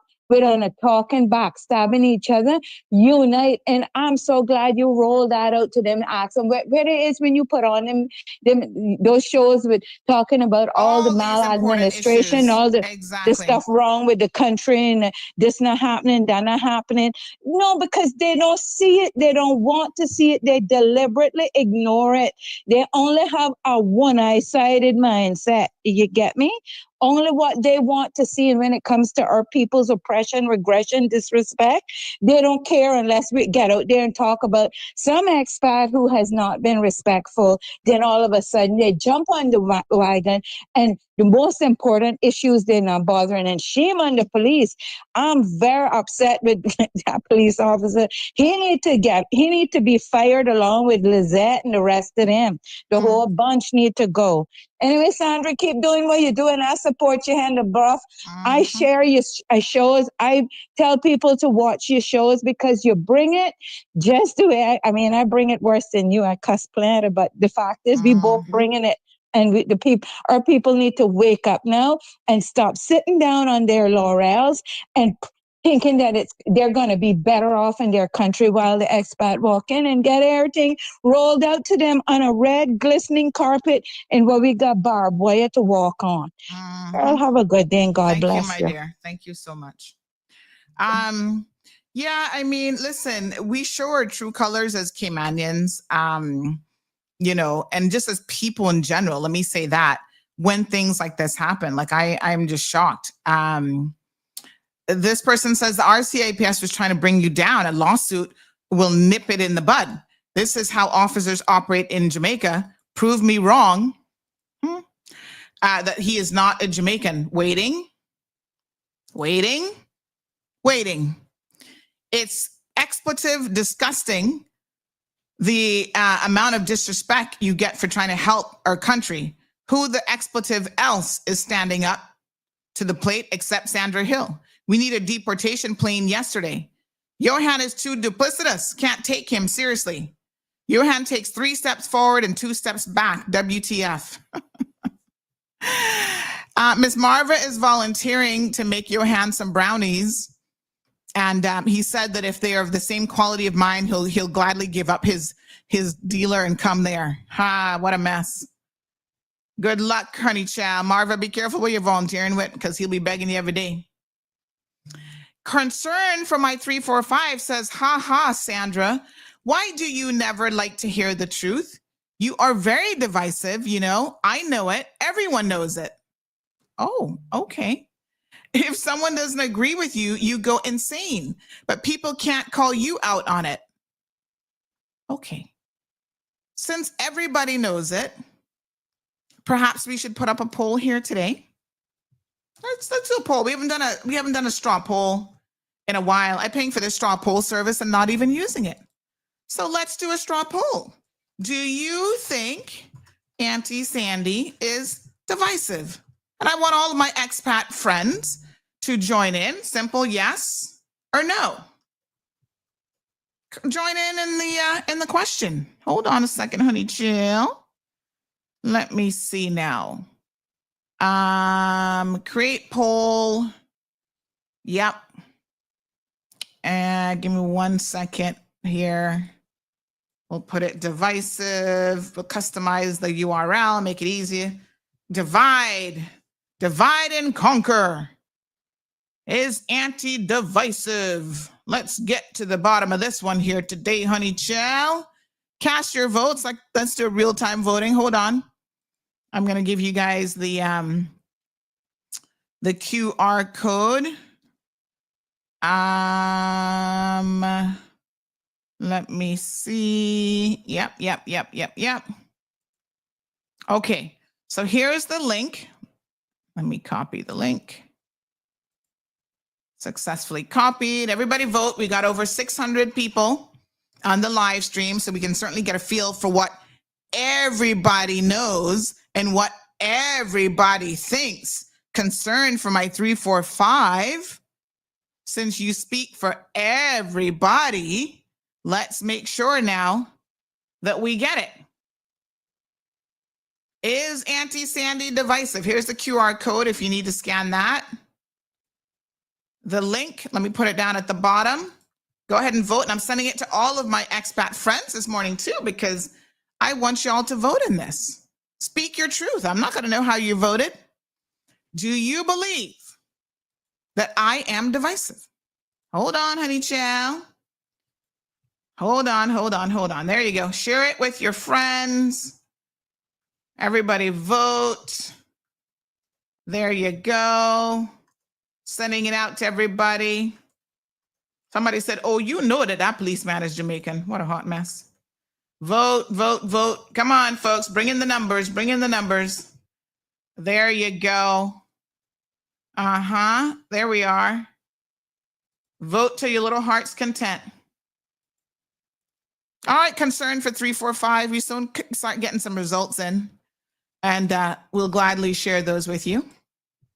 And thanks for coming. I've never seen you before. New account that you just set up. Thank you. So good to see you here. Gabby says, I don't care. I don't know her like that. I don't know her. That's why I'm asking engagement again. Oh, I don't know. Ioani, you seem to be late. The lady did thank the police for returning the wallet. Yes, you gotta go back and listen to the entire show, because we've laid out the fault here lies with the RCIPS officer. He's the one who put the idea in the head of the guys who found it, that she was not thankful and she was not grateful. He is the one who misled his own RCIPS PR department for them to then go and talk about how he was so professional and acted with integrity. Now we find out that he is actually duplicitous and he's a liar. The fact that he had to go out of his way to say that he's a respectful and honest person, that's how he was brought up, when we have proven this morning that that is by far the opposite of what he is really quite shocking, if you ask me. Go and vote in the poll, folks. Let me put the ticker here on the bottom, strawpoll.com/divide. And I'm going to pull up the QR code here as well. So we now see exactly at where the problem lies. Very, very sad indictment on the RCIPS. And they were so quick, again, so quick to jump and make an assumption of their own that their officer, who they claim is a senior officer, which is very concerning if you ask me, that he was in the right and tried to throw CMR under the bus, to me is just unbelievable. They didn't call me. They didn't message me and ask, but when they want a favor, when they want me to do them a favor, they sure do have my number. RCIPS, get your ish together, because you know the number of times that I've helped y'all solve crimes that would have never been solved. Assaults on people in our community.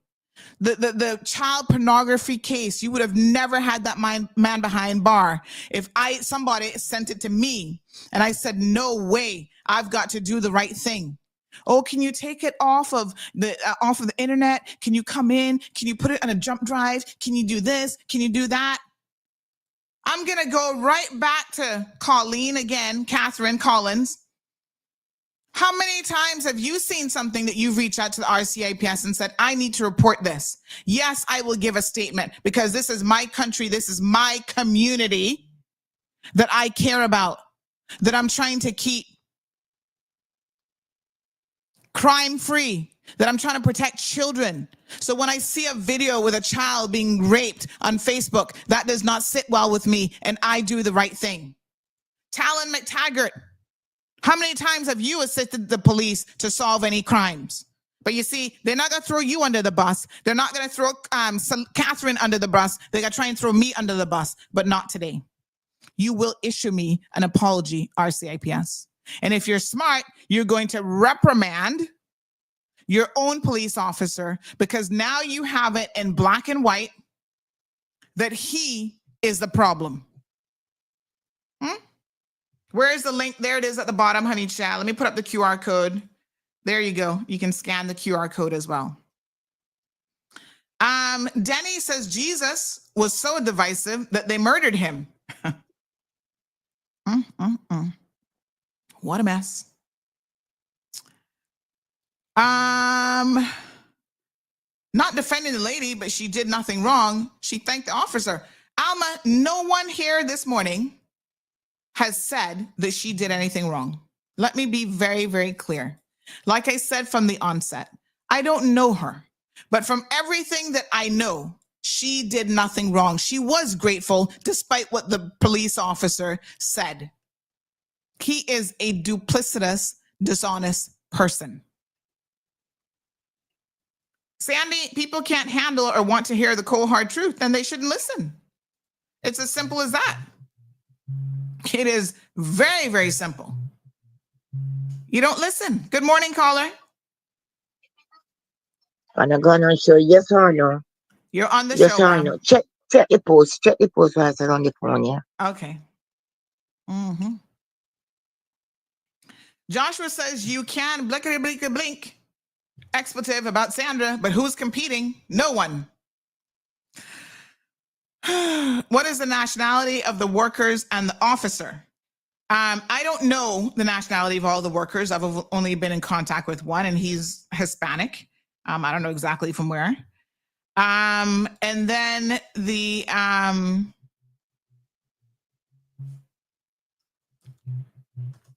Oh, we've got another call. Hold on. For some reason, this one is you trying to call this show, or are you just calling me personally? My personal number, 9362626. All right. Does she say stuff people don't want to hear? Yes. Is it called the cold hard truth? If truth and fact put a person off, they're the issue. Thank you. Good morning, caller. Morning. Yeah, sorry about that. No problem. I clicked the link to vote, but it tells me something about VPN user, and I don't have no VPN on. But so I'm gonna say what I gotta say online to you. Okay. On here for you. Yeah. Yeah. You You're not maybe come off your Wi-Fi network. Sometimes that works, but yeah. Oh. Mm-hmm. You're not divisive, Sandra. What you are is you bring things to light. You see what happened? That anytime somebody disrupts the status quo, they're seen as a problem. They're seen as somebody who is a rabble rouser. They're not a team player. They're all about the quote unquote divisiveness. You bring things to light, okay? And there's a status quo in Cayman, and there has always been a status quo in Cayman where we don't talk about it. Everything is hush hush. We brush things under the rug. And because you sort of expose things, you're seen as divisive. There's nothing divisive about you. Sunlight is the best disinfectant. Yeah. But I wanna say something about the comment that was posted, right? About generational Caymanians and stuff, right? I myself have seen it at different social events. Yeah. You got some of those same people that will act like they're embarrassed, almost like they're embarrassed by their Caymanian side, unless they're in a setting where it gives them some sort of credibility, some sort of cultural credibility, right? And for me, when I hear them mimic the accent or they use local phrases when it benefits them, but then they turn around and then they act disconnected from the culture when it doesn't, right? I don't know if it goes back to slavery days where, well, you had to fit in, I suppose, to survive. Well, there you go. I know that in certain Caribbean countries, and I'm not picking on Jamaica or Jamaicans, but there was a time in Jamaica where you couldn't get a job in a bank if you were darker than a certain tone. I understand that things are changing, but those kinds of attitudes, we see it here in Cayman, and people don't like to speak about it, right? It's almost like there's this Caymanian means one thing if you're white and another if you're black or brown, right? So I just putting that out there to say that it'd be great to see more people own their Caymanian identity fully. Just not when it's convenient for them. Exactly, and then throwing it on you and saying that you're the divisive one when all you've been trying to do is bring us together as a people. So keep it up. Thank you so much. Yeah. Thank you. Bye-bye. Someone said to make sure we put the definition of divisive in there because some people may not know what it means. So the correct spelling, apparently I put an E in there, is divisive. And divisive means when you are trying to divide or separate people and create conflict. Well, divide, it comes from the derivative to divide. All right. So am I someone who you think divides people as opposed to bringing people together? Well, I know one thing for sure. We bring a lot of people together here every single morning, Monday to Friday, honey chow. Dennis, good morning, sir. Says Sandy, I don't even live in the Cayman Islands, and I look forward to listening to you every day. It's really sad that people are saying negative things about you. Well, Sir Dennis, one thing I know for sure, their negativity doesn't pay my bills and it doesn't put any food on my table. Like I said, they're entitled to their opinion, which I will address if I feel like it, but they're not entitled to their facts. And it is a little bit hurtful because I know how much I go out of my way to help not just my Caymanian community, but even the expats who live in Cayman. In fact, I have people who don't even live here anymore calling me from Jamaica. Miss Sandy, this person took my money. This person did this, whatever. Can you help me? And I help them. Once it is the right thing to do, I don't feel any way about it. Al Ray says, yes, the apology energy should equal the disrespect energy. It's quite something else. Debbie says, and don't forget Sue Abbott, the robot sending screenshots repeatedly. I don't even know. Miss Debbie, when I tell you that I probably only had the time to look at 5% of the comments, that it really is the God's truth. I'm too busy. Some of y'all need to find some purpose in life, like real purpose.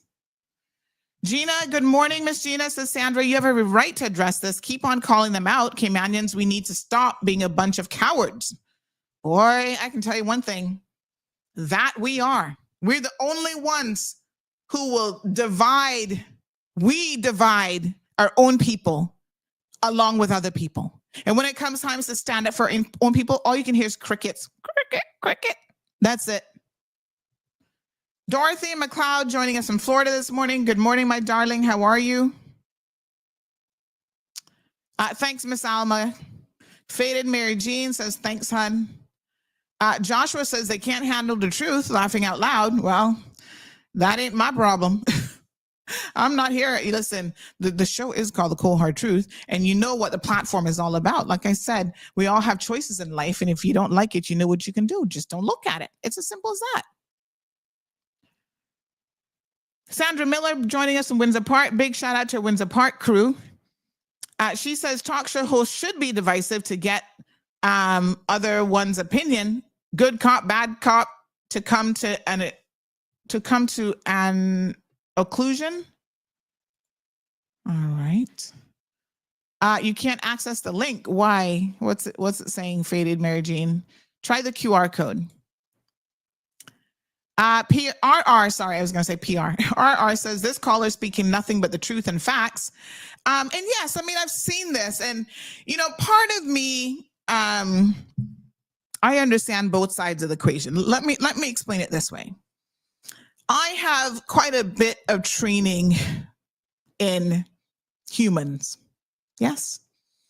And there's actually a thing in psychology, and just human behavior, where we do something, we mimic and we mirror, right? So that explains the behavior that he's talking about. When you are with, and we see this all the time, when you're hanging out with your Jamaican friends, whether you're Jamaican, Caymanian, whatever, all of a sudden, the Jamaican accent becomes a little bit thicker. You guys know this. You go hang out with your yardis, you start dropping a little BBC here and there, and you start using certain words, brethren, and this and that. So in order for human beings to get along and to assimilate, we do have and it's not unique to us. There are actually other animals that do it, but we do have the ability to mirror people. So in other words, you're talking to someone, you start to mimic their behavior. So you're a mirror to them. You start to mimic their hand gestures, their body language, and even the way that you speak, your mannerisms. That is actually quite natural to do. Human beings do it all the time. And the same thing happens across cultures. So if you're hanging out with your Filipino friends, even if you're not a Filipino, you're going to start to mimic their behavior and their mannerisms. It is one of the ways in which we are able to get along and find common ground. What that caller, I think, is really talking about is those of us who go so far in that direction that you have lost yourself. You live in a fantasy world where your Caymanian accent really can't ever be found. You got to dig deep to find your Caymanianism. And to me, that is problematic. Yeah? So I'm sure I do it as well. If I'm in a group of, white professionals, let's just put it that way, and none of them would understand certain words that I would use, I may not necessarily use those words because then I'm going to have to provide an explanation. They don't even know what I'm talking about. However, having said all of that, when you are comfortable in your own skin, you do not go too far trying to be somebody else, trying to be somebody that you're not. Good morning, caller. Good morning, Mom. I gotta tell you this. I've been telling you long time. You hear me saying it, that some people is too hypocritical. Don't care what you do. Of course. They gonna criticize. They do may come get under your skin. Me and you is two lions. We roll hard, but that's how people is. And I don't tell you, people gonna be people in this world, Sandra, and you're not gonna change them. Some gonna be for you, and some gonna be against you. I keep telling you that. And plenty of the people that they try to do good for is the one they always say people they fight off. They kill the hand that feed them. So don't care what you do. People gonna have something to say about you, but I don't tell you, you gotta say what I later say. You don't care who like you. You don't care what they about you. You don't care what they think about you. And like you say, it's so long, then I got put no drawers on your ass, no beans on your table. Tell them to kiss your ass. We're still on radio, honey child. 4 more minutes. Call after 9. Call after 9:30. I might think my thing wrong because I say 9. If we are 9:30, that's too sorry. But anyway, like I say, don't make people because somebody can crucify Christ. So what you think they will do us? Just bear that in mind. People can. Like my mama used to say, do your damn, and if you don't, you damn. That's right. Don't make people worry. That's right. People can be people, and you can. Not everybody gonna be to what you say. Somebody gonna always have something to. Like I said, they all got an opinion. That's for sure. Thank you, Miss Shelma. Don't know why it is, because like I say, yes, you do a lot, and then this is how people is. When you call them out, they say you're mouth big, and they want curse you and want to say all kinds of things. So don't worry about them. Be like me. Okay, I don't care who like me. I don't care what they say about me, and I don't care what they say about me. God love us all. Remember that we're all God's children. Don't care. I don't tell you that we got corrupt police and this. They're not for the people. They're for themselves. Everyone looking for that dollar. I don't care where he from or who he is. Not God. We need that need. We want him. We need to clean that out and clear it up. I've been saying that because I prove a lot of stuff, and therefore who they want to be for and who they not want to be for, because they got their favoritism too. I remember I was telling you about what they should be looking into. They're not looking into, and they're corrupted, because I remember I told you about that, and they should be getting, they into thieving, because I remember what I told you about the incident down by court, but I bet you don't hear nothing about that, but I hear that they're pressing charges, and they say that was a police that do want them to press charges. They're supposed to be correcting wrong, and they just is mixed up and dirty is Mr. Next Man. So they need that. Thank you, Miss Shelma. Want clean out. Clean it out. Give you a kaboom. Thank you so much. Yes, folks, listen, here is the difference between me and some of these other so-called Caymanians, right? I am going to stand for right, and I don't care who like it. I'm going to tell you, don't come for me. Not today, Karen. And I don't care who like it. I don't care that Catherine Collins is a senior attorney. She could be a partner at Maples and Calder. If she posted that, I still would have been calling her out today. That's the difference. I'm not afraid. And let me tell you this. Part of the reason why I'm not afraid is because I have lived in another man's country for 15 years. This is why some of y'all need to live abroad. That's where you find your spine. You come back and you appreciate what Cayman has to offer. And you realize that no one is going to come in your country and disrespect you. And that is the cold, hard truth. I will not accept any level of disrespect, really, from nobody, because I'm not accepting it from my own either. But you really add an extra grain of salt and you rub it in hard when you're not even from ya. When you're here to enjoy a better life, to enjoy peace and quiet, to enjoy a salary in a position that God knows in Australia you would have never gotten. At 9:30 by my clock, it's actually 9:28, but the station cuts off at 9:28. So we always 2 minutes early. Let me, out of an abundance of caution, make sure now that we are off air Yes, honey child. Kaboom! 46 hours and 5 minutes until the next show. So I can feel free to drop a couple little words, like when I say some of y'all bitches around here need to get with the MF program. Where's Mr. Amelia? She'll get vexed at me. Not no cursing Sunday. It's fuck around and find out Fridays. Welcome to part 2 of the program. Miss Linda says, Catherine Collins, thank you. What did I call her? Karen Collins. She's a Karen. Miss Linda says, honey child, I don't live there anymore, but I look forward to listening to you. Love you, Sandy. Thank you so much. Marcia says, Auntie, you're 1 in a million. I appreciate that, darling. Melissa says, honey child, they'll be just fine. Damned if you don't, damned if you do, and damned if you don't. And they will be. They'll be better than fine. They'll be better than most Caymanians. That's the sad part. That's why I don't be worried about them. Marcia says, I love listening to you. Thank you, darling. Damien says, all talk and no walk. I tell you, Damien. RR says, Caymanians have to stop being frauds. Be proud. Be Caymanians. There's no need to change your accent. Stand up for our culture and our rights in our islands. Cayman is for Caymanians first.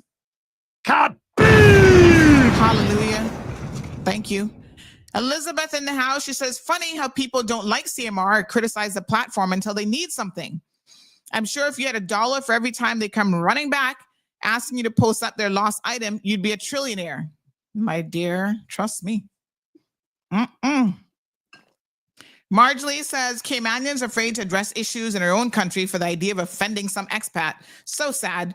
You bring the topics to the forefront that most Caymanians are afraid to address. And the Caymanians don't even know anything about these topics because they live in a world of their own. That's what I said when she talks about our community. I'm like, which community do you live in? That women in Cayman group? That's why they're saying the most ridiculous thing, looking for jobs left, right, and center when they know it's unlawful to do so, and all kind of foolishness. That's the only community they live in, one of their own making in their own fucking heads. Because they don't know nothing about the Cayman community. Shaka Zulu says, if by telling it as she sees it ruffles some feathers, then I guess one might call it divisive. In this case, let's go. Bring the truth, divisive or not. I know. What was the name of that person? Something Cayman to something, some fake account they just created this morning. If they really think by somebody calling me divisive that would somehow hurt my feelings. Oh, let's see what the voting is. 62.12% of you say no, I'm not divisive, and 37.88 say yes. Listen, let me be very clear here this morning. Even if 100% of you said that I was, you know that they're not going to change nothing, right? And the funny thing is the person's talking about, oh, like I can't take criticism. Really? I take criticism every single day. But what I don't do is I don't allow people to criticize me who don't have a clue what the fuck they're talking about. Like this woman, Catherine. She doesn't get to criticize me because she don't know nothing about divisiveness in this community and what I'm trying to incite. So there's a difference. There's a difference in allowing people like this to insult you and think that that's okay versus you saying, you know, I'll take on constructive criticism. You don't get, Catherine, to call me a fucking liar and tell me this is completely false when you don't even have the information that I have. And you're only comfortable doing this because I'm a Caymanian. Because this, you know, as a trained attorney, is the very definition of slander, and it is defamation. You wouldn't do this to anybody else because you know you'd fucking get sued. And what I'm going to tell you is you're not going to do it to me either because I will also sue you. You see, that's the kind of backative that they're not used to from Caymanians. Because they're used to Caymanians cowtailing once they see, oh, she works in a law firm. Oh, you know, James Bergstrom going to protect her. James Bergstrom can't fucking do nothing to protect you here today. I already emailed him last night in a very professional manner. I'm expecting an apology from Catherine Collins. Good morning, Carla. All of my little pittance here now. All right. One thing I love about you, Jonathan, they're not making you even with your bigoted words, you still came on into the core with that accent. You tell them, honey, chill. Damn right, girl. And I tell you what, Caymanian people should not be afraid of expanding their vocabulary, expanding their knowledge. True. Expanding their understanding, yet still be willing and able to retain their Caymanianness, retain their and our vernacular. I tell people who try call dolphin mahi mahi, I say we not in Hawaii, we are in Cayman Islands. You want to go Hawaii? You want to take me for vacation over there? I call it mahi mahi. Right? Same thing with pear. Caymanians, we call it pear. I'm not going to change my vernacular to suit the sensitivities of others. You're not ordering no avocado toast. You can tell me you want pear toast. Pear. And if you cannot tell the difference, that's your problem. And if you think that any Cayman, you're going to go out there and kill flipper and put it on a dish, you got another thing coming too. Okay? But I think what you've done here, Sandra, with this recent kerfuffle and discombobulation that's going on at this matter, I don't know nothing about the situation. Nothing whatsoever. All right? I think the more important subject at hand is how we have what is, and here we go again, get ready, Ellery, it's a dichotomy between the different communities that we have here. But the reality is that we've also had people, politicians, being main one, big business people as well, who have figured out the Roman rule of war, divide and conquer. And the more you can keep people from having solidarity, is the easier it is to control them. That's right. Right? And there is a definitive evidence of duplicity being evidenced by people, Caymanians, who try to navigate this with their own self-interest at heart. And I'm going to leave that part there for the moment, okay? Because one's own survival ends up being more important than the well-being of all. And that outlook is very problematic for the well-being of Cayman. Okay? Now, on the matter of accents and all of that changing, I'll share this with you all right now. I was saying away school up in Georgia. A whole month of people didn't understand a damn thing I was saying to them. And for a whole month, I couldn't understand a damn thing they were saying to me. So I had to learn to speak in that vernacular. Yes. And when I speak to people from the South, I'll end up sounding like a redneck. When I came back to Cayman, they called me, my own family called me a redneck. And when I'm speaking with Jamaican folk who speaking a real strong patois, I will naturally fall into that vernacular as well. It's a way of communicating with people. Yeah. And when I am talking to my fellow Caymanians, that will also come into play. Right? Now, I don't think that it's right or it's just sensible to say that in itself is a bad thing. What like I said, that's actually part of human nature. That's what we do. About it. That's what's bad.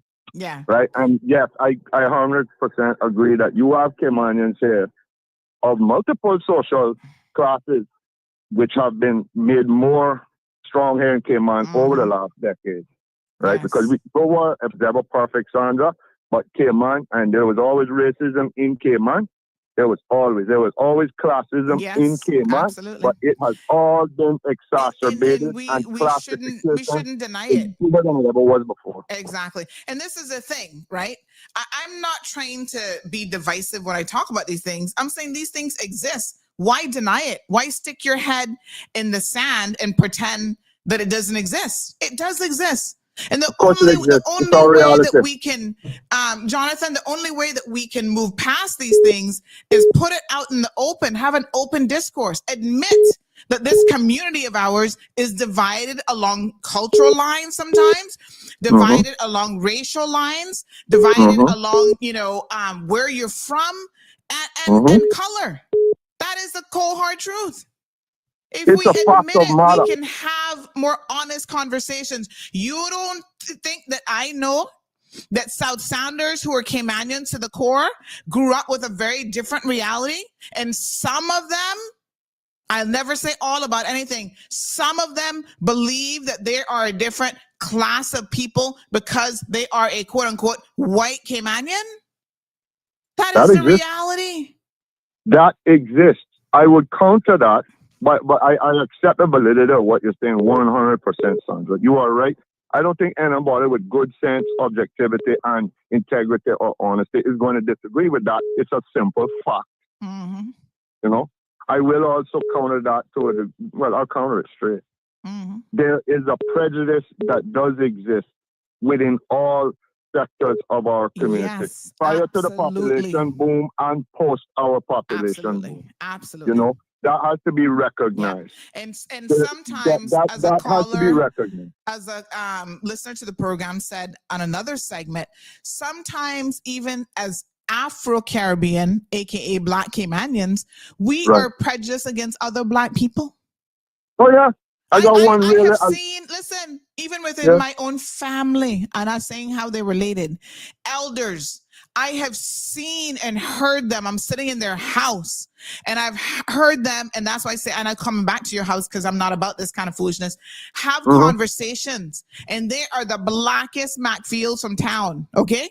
Some of them, you can't get no blacker than them, but they just sit there and talk about they told their children and their grandchildren not to marry anybody darker than the palm of your hand. I'm like, that's stupidity. I can't put up for that kind of nonsense. No, look. Bob said, you will remain in mental slavery unless you free your mind. A lot of this has to do with our internal thought process within us as individuals, okay? And you look at that compared to the actual experiences that you experience, that we all experience in life. A lot of it, I think we would all do best to understand. All of what we perceive is not other people it's what we perceive ourselves as. Yes. I'm not going to mention the man's name, but I'm going to give this example. I have an old-timer, good friend of mine, East End man, right? I remember when, years ago now, he was talking about good hair and bad hair. Yes. I know how to try to remind a man, listen, you sort of hurting yourself. You're gonna give your own children a bad idea, the wrong idea about things. You know, and this lives within all of us, regardless of what color you are, in one way or another. That's right. Right? But when it comes to overcoming feelings of not being enough or feelings of feeling downtrodden, you got to stand for yourself. But you also have to stand up to your own self. You know what I mean? Yes. Regardless of what color or class or whatever it is you want to think about, you know? Exactly. I think that the most important thing, Sandra, is that this conversation is bringing that conversation into the fore. I just hope that it turns into something that will allow people to be more introspective about their own position within their own constitution than anything else. Because I think for all of us, for all of our better sake, that's where we should approach all of this from. Improve ourselves before we think that we're going to ever improve anybody else. Very true. Thank you, Jonathan. Not true? Absolutely. Have a wonderful, blessed weekend. You too. Thank you so much. And that's why I started this conversation by saying, you know, when we start to talk about each other along these lines, that conversation at times can feel divisive, but there's an honesty that we have to accept. Margie says something very, very important here. She says, everything you and the caller are saying is true. However, I don't hear too many expats mimicking Caymanian accent or dialect. And that is also a truth. They don't really mimic us. We're mimicking them, which says a lot about the situation and the dynamics of who is in power here and who isn't. Good morning, caller. Good morning again. I had to call back. Yes. Everything that the previous caller just said, I want to endorse what he's saying.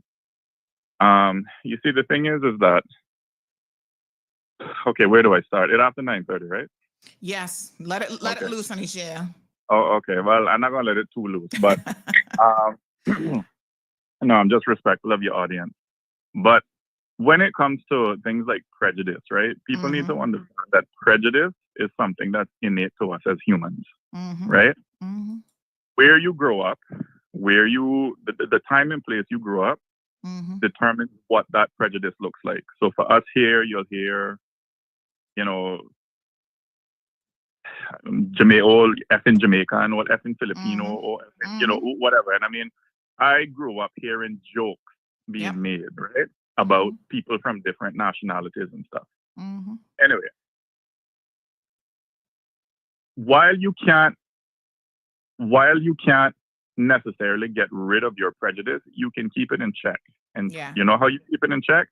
By mixing with a diverse group of people. All right? And getting to know people based on personal characteristics as opposed to the superficial characteristics. Right? If I look at you, Sandra, you and I are two different people. Right? And you and I can point out many different ways that we are different. But you want to know why those differences don't matter, Sandra? Because I like you as a person and I know you like me as a person. You understand? So we don't pay attention to those differences. But I think the problem is with us humans is that when we encounter somebody that we don't like, the first thing we want to do, and I think it's a psychological thing, I think it's subconscious, is like we got to pick on something that makes them different from us. And the most salient thing that you see now is what? Skin color, height, size, sex, whatever. You see the outward appearance first. You see the outward appearance. So regarding the quote unquote white Caymanians now, right? Who mix only with their own, or who mostly mix only with their own, or when you look at their Facebook friends and all you can see is, you know, blonde hair, blue eyes, white skin, blonde hair, blue eyes, brown eyes, white skin, white skin, white skin, right? I would say to those people, right? When you surround yourself with people who only look like you, or who sound like you, who behave like you begin to delude yourself into thinking that that is reality. And you build this very fragile bubble around yourself and around your group. Then somebody like you come along now, and when you pop that bubble, all of a sudden now, like I said earlier, Sandra's divisive, Sandra's a rabble-rouser. Why can't she just, who does she think she is? Why does she do the things that they do or whatnot? When really and truly, they're the ones that need to look at themselves. I've seen white Caymanians. I've heard white Caymanians tell them about, they ask about it when I hear it, right? But I've seen somebody cut them off the road. They look, effing nigger. Why that come to that? Exactly. Right? Now, I understand the psychological process to that, but then control yourself. Yeah. I mean, how many of those quote unquote people that you hang around with to get to know them? I mean, I don't know. I think, caller, here's the thing, right? I think we all could be honest with, as you say, I don't think we're born with prejudices. I think we learn them. And like you said, that depends. No, sorry. Let me clarify. Born with the capacity for prejudice. Okay. All right. Yeah. Yes. We learn it, and we learn it from our environment, from our parents, from our friends. You know how many of my cousins would say to me, you know, back in the day when they were going to Catholic, they were like the only little black kid in the classroom. Not the only Caymanian, but the only black kid in the classroom. And they would talk about their little nigger head and call them all kind of things, right? And this is in Cayman. And it's shocking to me because we have such a diverse population here in Cayman. But the truth of the matter is, we have never been honest ourselves about the fact that we are divided along racial lines. And that is true. So everybody, when you talk to some of these older Caymanians, they're like, no, Sandy, you know, we all grew up together. You know, I like some of them say to me, oh, you know, I knew your dad. I mean, we were good friends, man. We'd go drinking, sit down at the bar, blah, blah, blah. And they say that when it's convenient. No, hold on. They're white Caymanians, right? And I look at them and I just politely smile. Because here's the difference. Yeah, I'm not saying they weren't friends. I'm not saying that, you know, but guess what? One thing I know, you couldn't take a black woman home to dad and mommy. You couldn't take, if you were a woman, you couldn't take a black man from down Scranton, Central, this place and that place, down to East to your parents. Or even if he was from a respectable family, they'd be looking at you like, no, you can't bring him, you can't bring here. And this exists even today. There's a person, I'm not calling his name. He's a lawyer, well-known individual in this community, has had big-time job, all kind of position. And when his daughter got pregnant by a black man, you had to hear his response. You're not bringing no fucking black baby up in my house. Oh my God. Yes. And if I told you who that was, you would drop through the ground because he not white like that.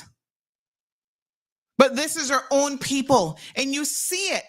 White Caymanian families tend to stay white.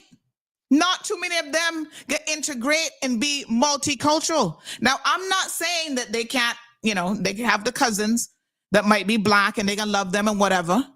But you truly know how you feel about someone when you're willing to integrate in terms of marriage and having children. And if your parents say, no, you can't bring no black man or black woman up in here, that is the litmus test. That old time movie said, who you bring into dinner? That's the difference. And it happens in different cultures. Like I said, this person I'm telling you about, my family, she was black, she was darker, and she was still telling her grandchildren because of their self-hate.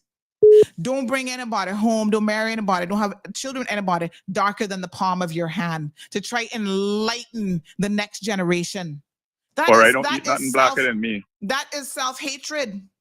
Or I don't eat nothing blacker than me. I know people who don't like dark cake, dark chocolate, this and that. Nothing black. They don't like the very black cats because they're missing something inside of themselves. Well, I want to say this. I was always that person, even when I moved to the U.S., right? And I remember in the 4th and 5th grade, when I was just trying to get acclimated, I was fresh there. I was the child who was walking around from one group to the next because I found it strange. In the cafeteria, the Hispanics had their little section. The nerds had their little section. The white people had their little section. And you didn't see people the blacks had their little section. You didn't see somebody kind of walking from one to the next. That wasn't me. The first time I heard the word cracker, I was like, this little black child asked me if I like crackers. This is probably like middle school, going into high school. And I was like, yes, I love crackers. I love to eat them with this and that. She was like, what the hell? Not the kind of cracker I'm talking about. I had to go home and ask my aunt, what's a cracker? Because to me, a cracker is something I could eat, and I love to eat them with all sorts of stuff, cheese and this and that. That was the conversation that I was having. And this child was looking at me like I'm crazy. Because I didn't have the context of those things. But that does not mean that prejudiceness does not exist in Cayman. But you know what I find about Cayman? I'll tell you something that's interesting. This is a Cayman context now, right? We have prejudice, but money trumps everything. This is one of our biggest problems. Why we have sold every beachfront land, everything to the devil. Because you can be black as the night.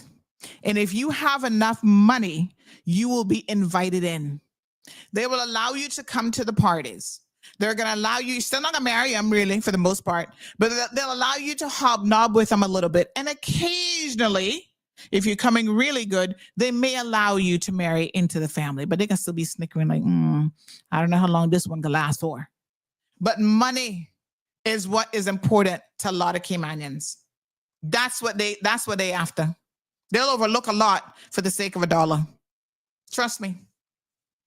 Wow. Take somebody like Canova. I mean, I don't really like to pick on him, but he wouldn't have been invited to all these highfalutin parties and FIFA this and private jet and this, that, the next thing.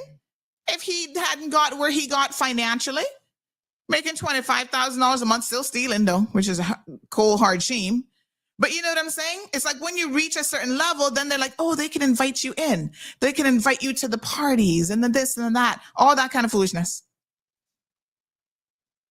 What a mess. What a mess we in. I'll leave you with this, right? I mean, if it's one thing to like who you like, and if you're attracted to a certain type, reading, color, whatever, I mean, that's one thing. But to just write off people and stuff because they're a certain color, it's like, get to know people for yourself. Yes, exactly.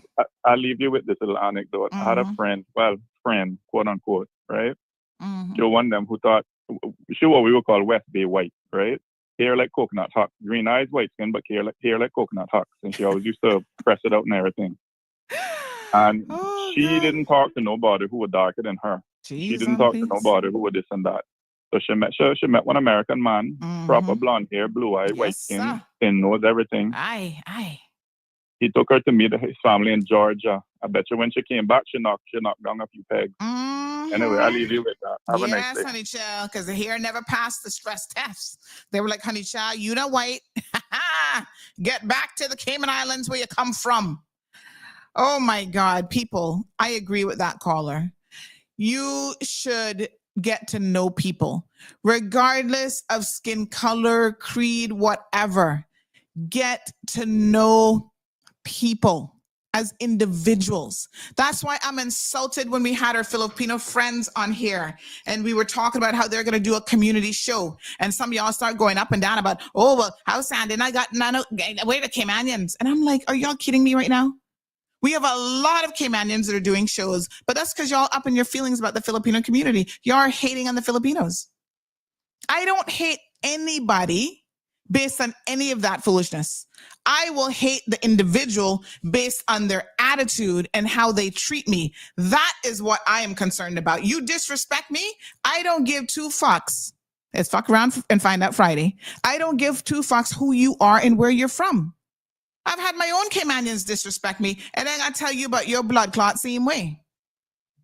Margie, you sound like me. You're just like, what did she mean by crackers? Forgive my ignorance. It's a derogatory word for white people. Like it's the equivalent of the N-word. Yeah. What a hot mess. Al, good morning, says Cayman was always divided. We can never unite because we were never united. I know my greatness. They can't bring me down. Self-love comes first, and I never seek validation or approval. And that is a cold, hard truth right there, too. Yeah, it's ridiculous.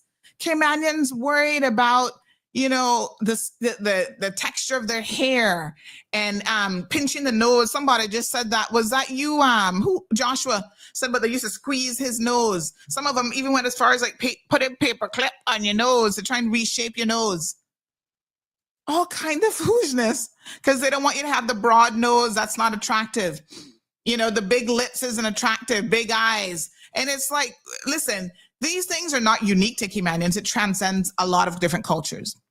A lot of Asian cultures, they're doing drastic cosmetic procedures because their definition of beauty, their perception of beauty is to have really big eyes. They don't like the Asian slanted eyes. So they're having procedures where they I forget what it's called now, but they, make their eyes bigger. White people who used to make fun of us because of our lips, now going out there getting all kind of lip fillers and injectables to try and have big lips because apparently big lips is in. They used to make fun of our bonkies. Now the big bonk is in. They're putting in implants, silicone, tire inflators, all kind of shit to try and have a big behind. So it is so interesting how even the concept of beauty over time changes. White people who don't like black people, but yet they'll go out in the sun and tan, where they darker than me. I'm like, what the hell? Are you going to get skin cancer? We have to have these conversations to get past a lot of our feelings about these things. Richard, good morning. Says, far from being divisive, CMR has united a community of Caymanians who finally have a voice and a medium where they can be heard. Thank you so much, sir. And of course, he's one of our own, living in Round Rock, Texas. E. Williams says, CMR, you keep bringing the cold hard truth. People who want the best for Caymanians appreciate what you're doing. Thank you, ma'am. Mellow Fellow says the white neo-colonialists called Mandela divisive. Anyone calling out right and wrong is called divisive. However, the ruling classes protect their interests is not seen as divisive. Protecting their interests is not seen as divisive. Shaking my head. You can imagine. What a hot mess.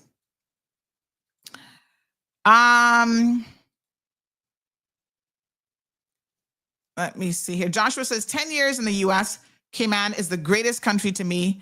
It's biased, but people spend their life savings to get a glimpse of what we have. And this is why we have to protect it. And this is why I don't appreciate Karens coming here with their attitude, right? I'm like, listen, you've come here. We do have a very culturally diverse community. And so at the end of the day, if you want to come here and be included in this, right? Make sure you are not being a Karen, right? We will open our homes, and this is why I say to Caymanians, because sometimes we're part of the problem too. Let's be honest. We are not opening, let's come to my party. Come on over. Like, we don't do that. And then we talk about, they don't know how to integrate. Sometimes they don't know how to integrate. They come here and they hear this rhetoric. They're foolish enough, like Catherine, to believe in, because this is her limited view of Cayman, right? She believes that people are trying to be divisive when that's not the case at all. I invite, Johan can tell you, when I have my little socials at my house, the people that are here are of all creed and color and nationality. We got the Jamaicans represented. We got our hardcore Caymanians, all the way from the west, the east, wherever.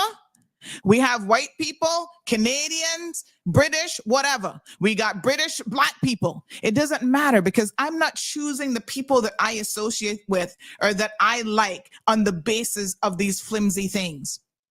I'm going to choose you based on your character, who you are, what you bring to the table. Those are the things that are important to me. But when I see comments like this, hold on now, from Catherine and like this, I know that these people are Karens who don't have a clue. And it don't make no difference that one is a Caymanian and one is from Australia. Neither of them clearly have a clue. Good morning, caller. Good morning. Good morning. Good morning, honey Jill. Oh, yes, darling.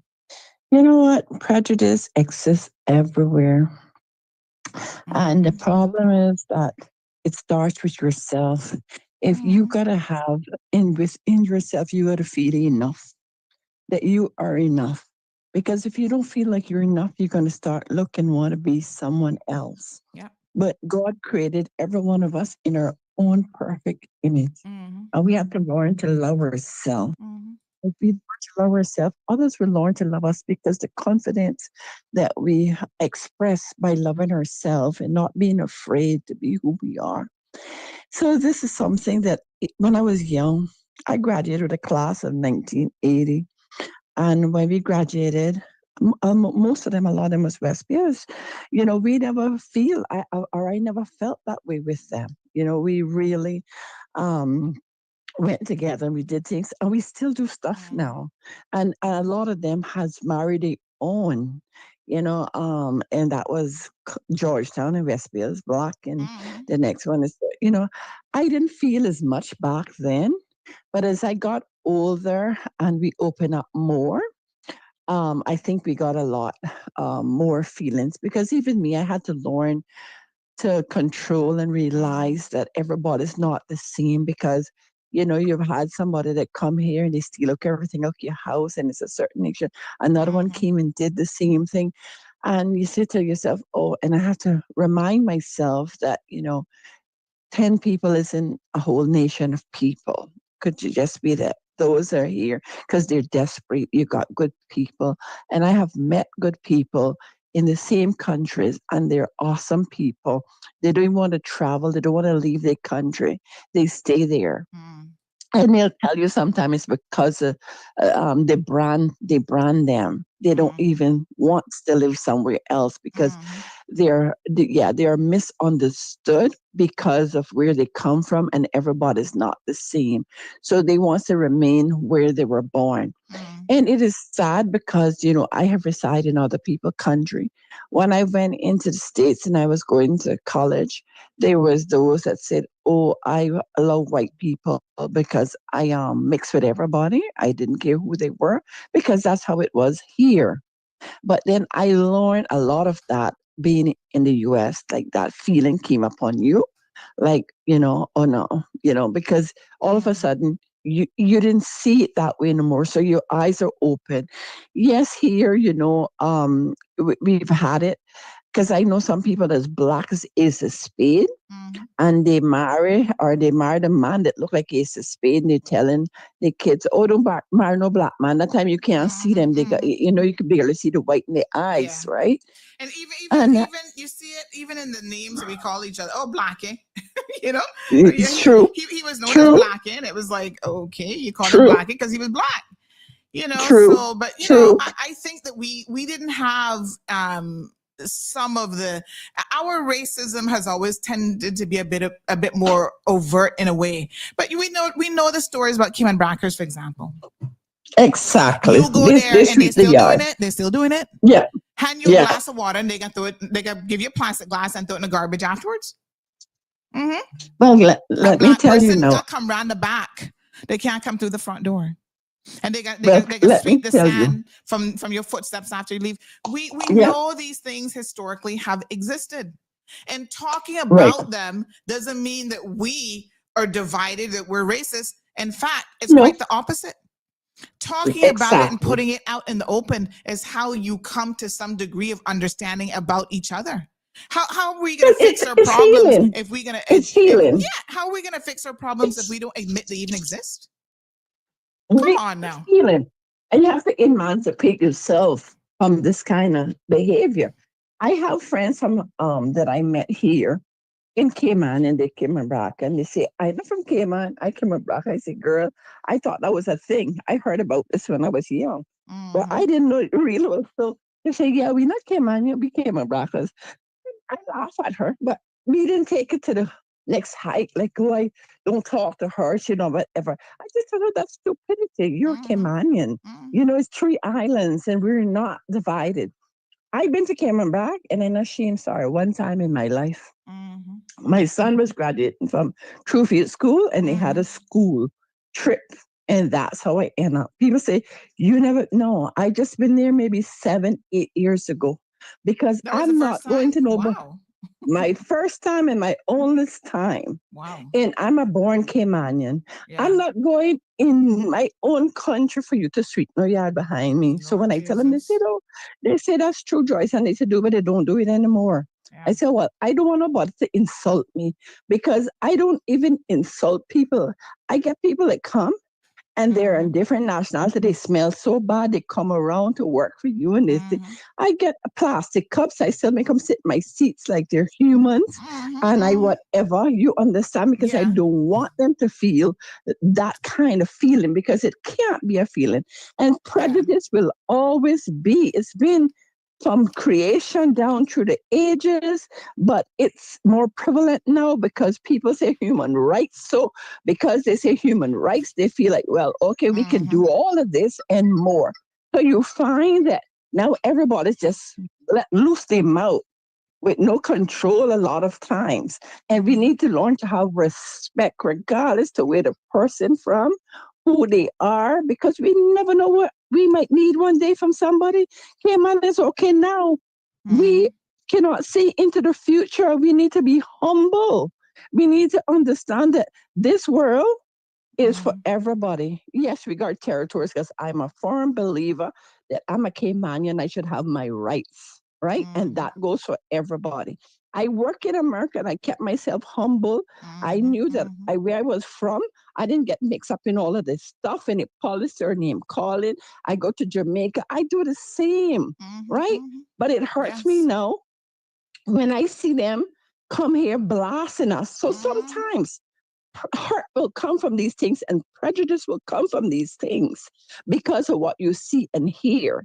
Because once it happened to one Caymanian, my goodness, it's like the world came down and glory filled their soul, and they rated, and they're here with us. So it tells you they're prejudiced with us. Let's stop that. Life's too short. We're dropping down already with so much, and I'm hoping to God that people realize it's not worth it. If you don't like a black man, get a white man, and you don't have to marry a black man, but then you don't have to disrespect a black man. If you don't like a white man, don't get a white man, get your black man, and you don't need to disrespect the white man. If you don't want a Cayman, you don't have to get your Jamaican, American, or British, or whatever they are. People have their preferences, and as you say, exactly. That's up to them. But I can tell you one thing: as far as I'm concerned, a PP is a PP. Some of them good, and some of them not no good. So it don't make no difference what the color is behind it. Trust me, I've seen some black men that have the worst ones in the world. They still can't do nothing. Leave me there, honey child. It's Friday. Leave me there. Some of the best lovers I've had. I'm not saying I had a whole lot, but some of the best ones that be my little white friend. You know, I was married to a white man. In case y'all missed the memo. Hello, and he had no problems, honey child. Trust me. Oh Lord, have mercy. What a hot mess around here. So Phineas says, well, Sandy, the blackest man that lived in the black hated black people, and you have black people here in Grand Cayman that don't like black people. My dear, he was from West End. Poor him. He's probably called blackhead too. Oh, it was your uncle? Jesus Christ. Give Miss Joyce Ann a kaboom. Kaboom! Oh, yo, caramba. What a mess, honey child. I'm telling y'all. Well, one lady say, I've never met a penis that I didn't like, Sandy. I say, hallelujah. Once they know how to work it, you don't care what color it is. Oh, Lord, have mercy. Y'all just bad. I saw Miss Andrea in the comment section. Soka says, years ago, someone in Tampa said to me, your father's from Honduras, your mom is from Cayman. That makes you a hunky. Hunky. As in hunky. Derogatory term for white people used in the U.S. Oh, my gosh. What a hot mess. No, sir. So many comments coming in. I'm sorry if I've missed some of your comments. I saw Miss Andrea posting a few things. Let me see if I can find one now. Lord Jesus, take the wheel. Oh, if the good Lord has blessed you with a good penis, trust me, you'll be able to share that with the whole world. Don't worry about skin color. And same thing. A vajayjay knows no color. Trust me, they all pink on the inside. Who cares? What a mess. Miss Andrea, there you are. So, Sandy, you need a medal for your bravery to bring out the cold, hard truth, for which I'm grateful. We must be born under the same sign. I get thrown under the bus so often for doing the same thing by people to whom I preach the cold, hard truth. Child, people don't like the truth, Miss Andrea. I mean, that's a human fault, I guess. But yes, thank you so much for that. Jonathan. Hello again. Yes, I'm not going to stay too long with you because I got plants to plant. Now, listen. Oh, what are you planting in this heat? What kind of plant are you planting this time of year? Chocolate, Scotch bonnet. Oh, okay. Hot or raw. Nice. First hot sauce I was making with sometimes I call it bunker burner. Jesus, peace. No, son, I can't take that. A Jamaican friend of mine who work with me sometimes told me that back in Jamaica they call it brown bread. They call it what? Brown bread? Brown girl. Brown. They call it brown girl, or they call it ruin pot. Oh, whoa. That's some hot stuff. So the new hot sauce from that one I call it brown girl. Yes, sir. Ooh, hot and spicy. Hot and spicy, and here's something a little bit Cayman spicy for you. My grandmother had the most unique name I ever heard for the penis. Oh, tell me. You ever heard this one before? Peanut water? No. Oh, God. That what Mama used to call. That what Mama used to call it. Peanut water. Peanut water. The water. Yes, sir. I hear you there. Oh, Jesus. Oh, my God. Peanut water. Yes, sir. Brown in. All right. Thank you, darling. All right. Have a good weekend. Bye. Bye. Damien says no one is racist for the color of money. Yeah, I bet you they don't care what color that is. They can take that. My God. Sophia says my grandmother used to call it Tilly. Oh, Michelle, we brought up Michelle again. Tell me now. I got beat her then. They say the blacker the man, the sweeter his bamboo. I hear you. Well, listen about black and white. God made us all black. Yeah. And I'm not gonna agree with that because I'll tell you one thing. I just gonna tell you the truth now. Some of them might have size and length and they don't know what to do with it, so it don't make no difference. No, but that's true, and I don't go for that. I'm telling you, everybody likes to have their nuts cracked properly every once in a while. And yeah, so, but I don't, but the majority of women like big bamboos, but I do that. Yeah, I want to be tickled to that, but not choke. so, like they said, this one choke, that's what I was telling you. We all different. Oh my God. And so, Lord Jesus, I gotta take a bathroom break now. It's not the ocean, it's the motion, whatever. That's right, but it's the ocean in the motion. It's the motion in the ocean. Or whatever, and some like it big. It's when small, they say so that's why we got all kind in the world, so be it. Who want the big one, take them, and who want a small one, take them. There's something for everybody. That's right. Thank you, my darling. That's right.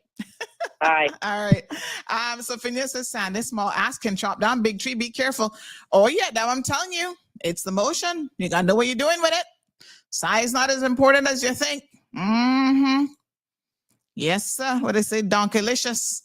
Jasara says, Michelle, I gave her the after-hour show. Oh, my God. We're still looking for somebody who wants to host an after-hour show on CMR TV. If you're about that life. Pure salaciousness.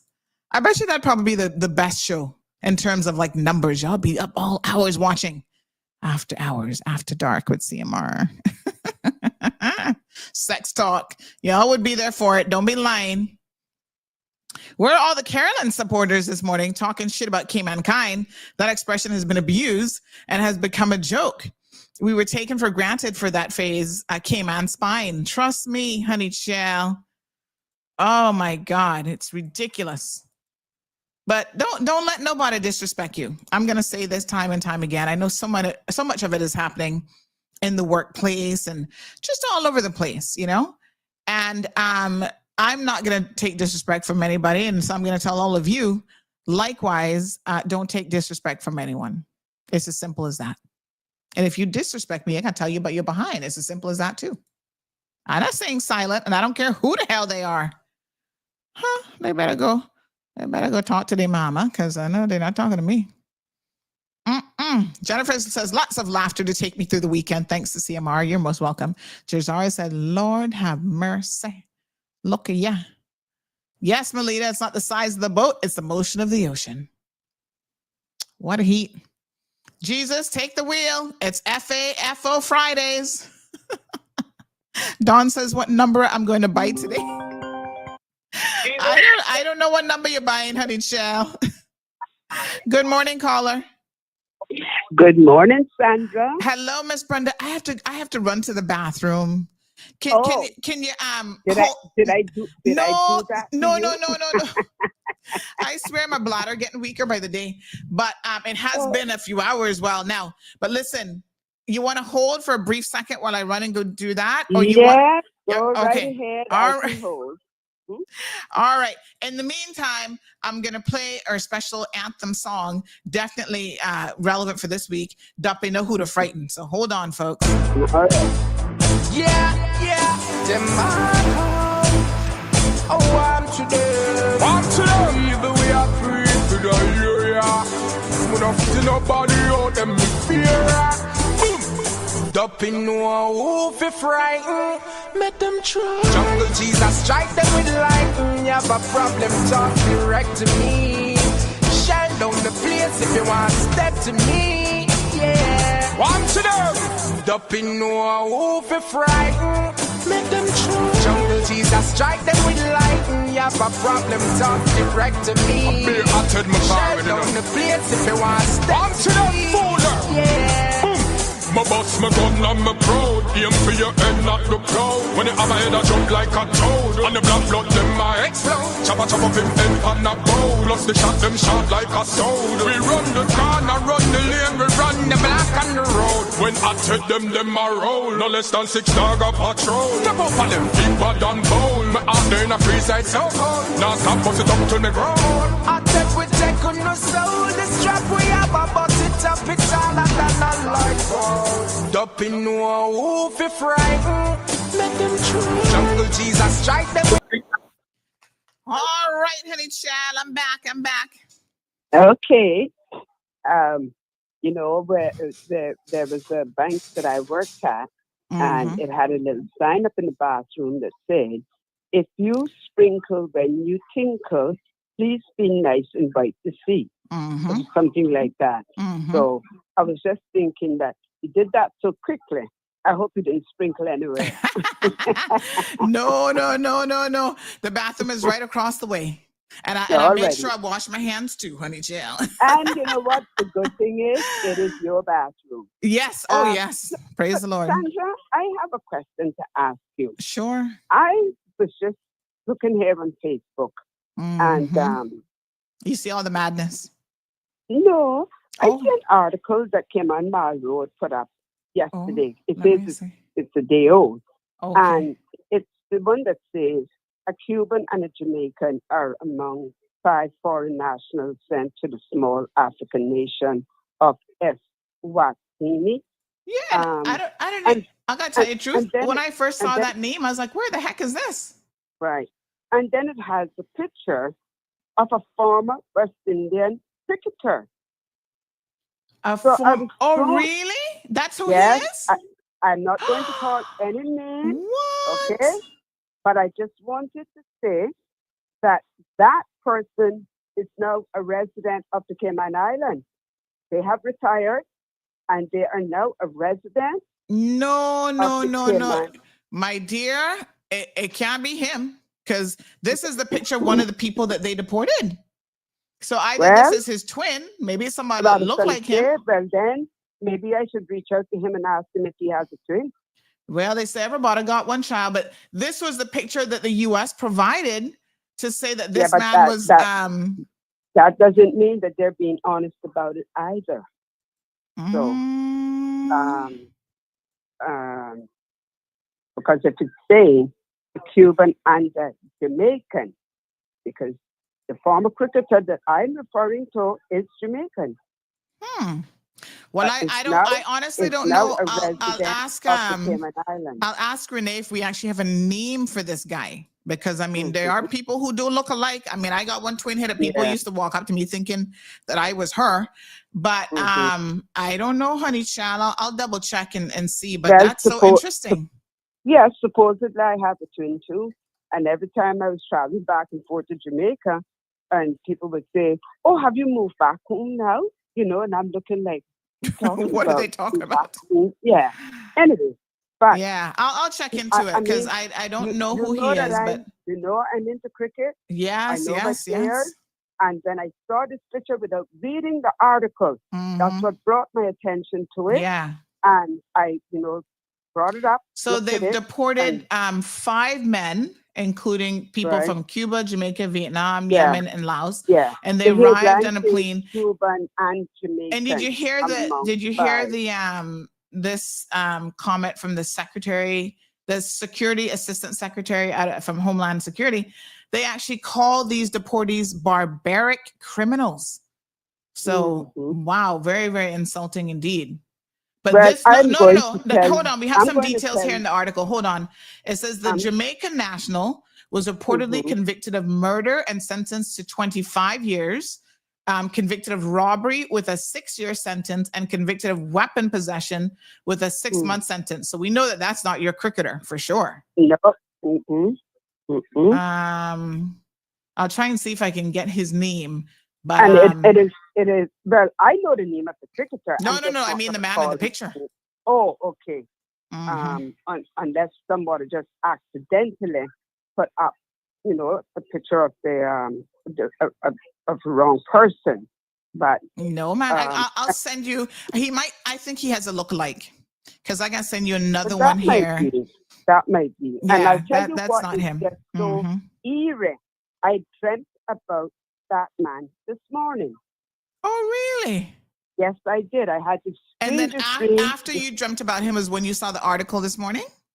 I just saw the article a few wow. minutes ago, and that's when I called you just to ask, And yeah, it was so strange because my mother passed away in 2018.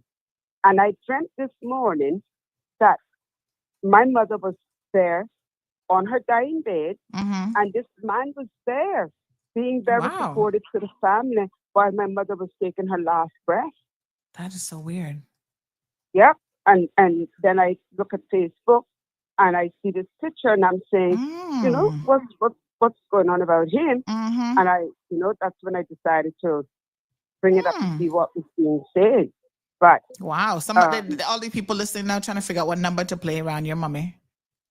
About my mommy? Well, what number? How old was she when she passed away? I was going to say I can give you all the numbers. Oh, geez, my mother was born on the 5th day of August, so that's 5.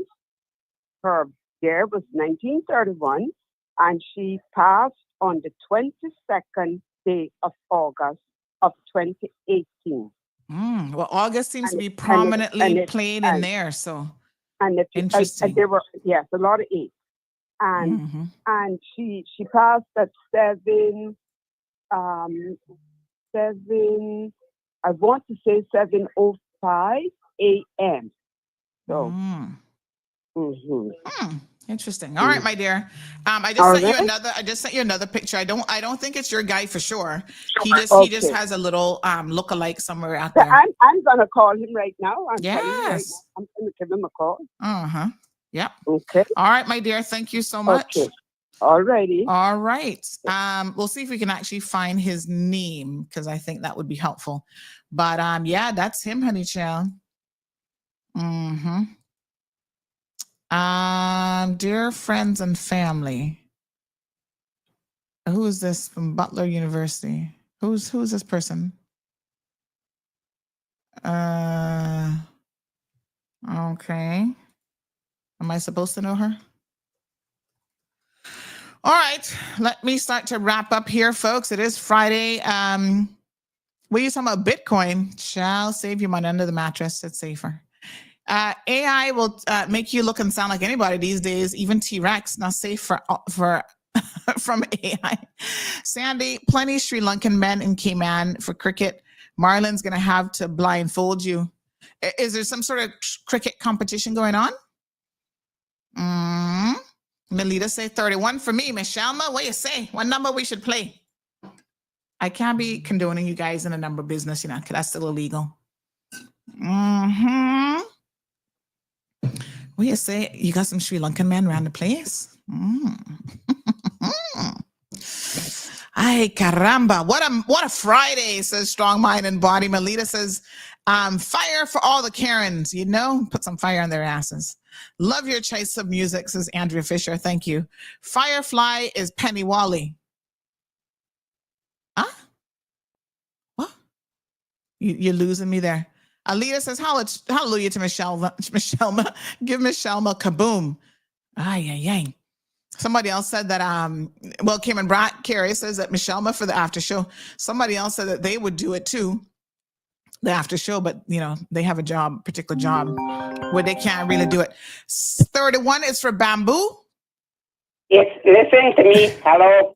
It's illegal, but government need to legalize it because they need revenue, and then I got to stop it. But listen to me. What government? Listen to me now. What government is going to do is they're going to set up their own lottery, which is not going to be what people are going to be playing. So I don't think government needs to get into the lottery business. They could still make them play from Honduras and charge them a fee. Yes, and make it play from Jamaica and charge them a fee, because they're still doing it. And where police were buying it, I know lawyers that were buying it. That's a fact. So anything wrong, and we're talking about bamboo. Well, that's 31. And then 2 kids this week from B5 going out of 4 to 5. So that's 0, 5, and 5th again. Yes. And then we were talking about pump and pump play 35. So I don't know. And out the 4, 0, 5, 5th, 35. Well, the number 8 is sounding pretty good to me. Well, the 8, that's our month, because we born in the 8th month, but that's hard. well hard. I'm the 12th in the house. And then that 5 is my niece's birthday, the 5th of August. It was, my daughter's the 9th. I'm the 18th. So. My niece is the 18th. I'm the 5th. I'm the 12th. My daughter's the 38th. I got a niece the 5th. I got a best friend the 1st. Yes.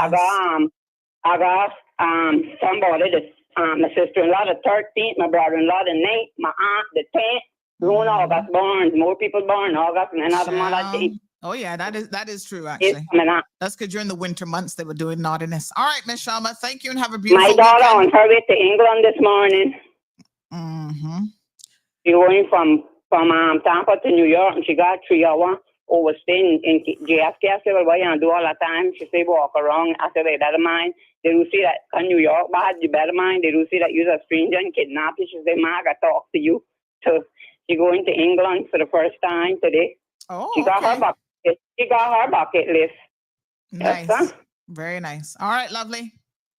Okay. Thank you. All right. Have a nice week. You too. Yes, so part of one, anything wrong. If somebody had dreamed about iguana, but iguana not the book, but they got lizard in it. So I don't know if any of them and play, but I got $2. I got try my luck this week. Try get my fridge. Lord have mercy. Big cricket competition. Oh, okay. Well, you know, I don't really watch cricket. That one bores me. I don't even know what they be doing, child. I'd be like, Peeny Wally is what they call light fly in Jamaica. Okay, I got you now. 13 played this morning, I heard, says Jassar. Yes, sir. And I think racketeering bad now, and I wait for him to make it legal. Yeah, I don't know if y'all need to be making that legal, because what a mess.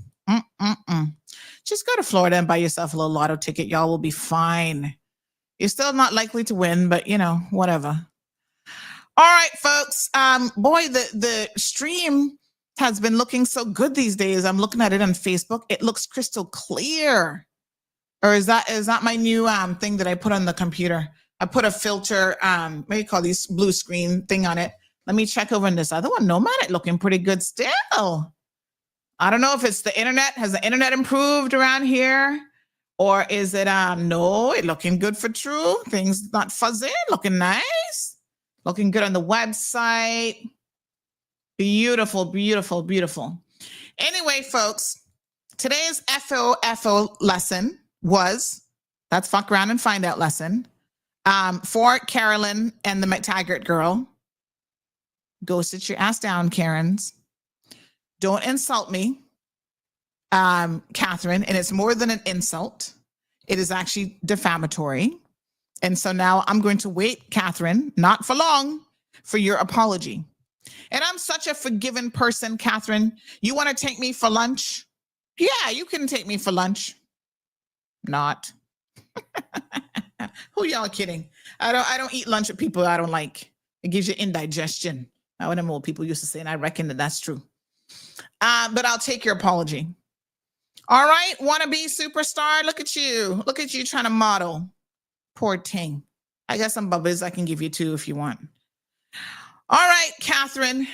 What a mess you in, Shell. And what her name is, Talian.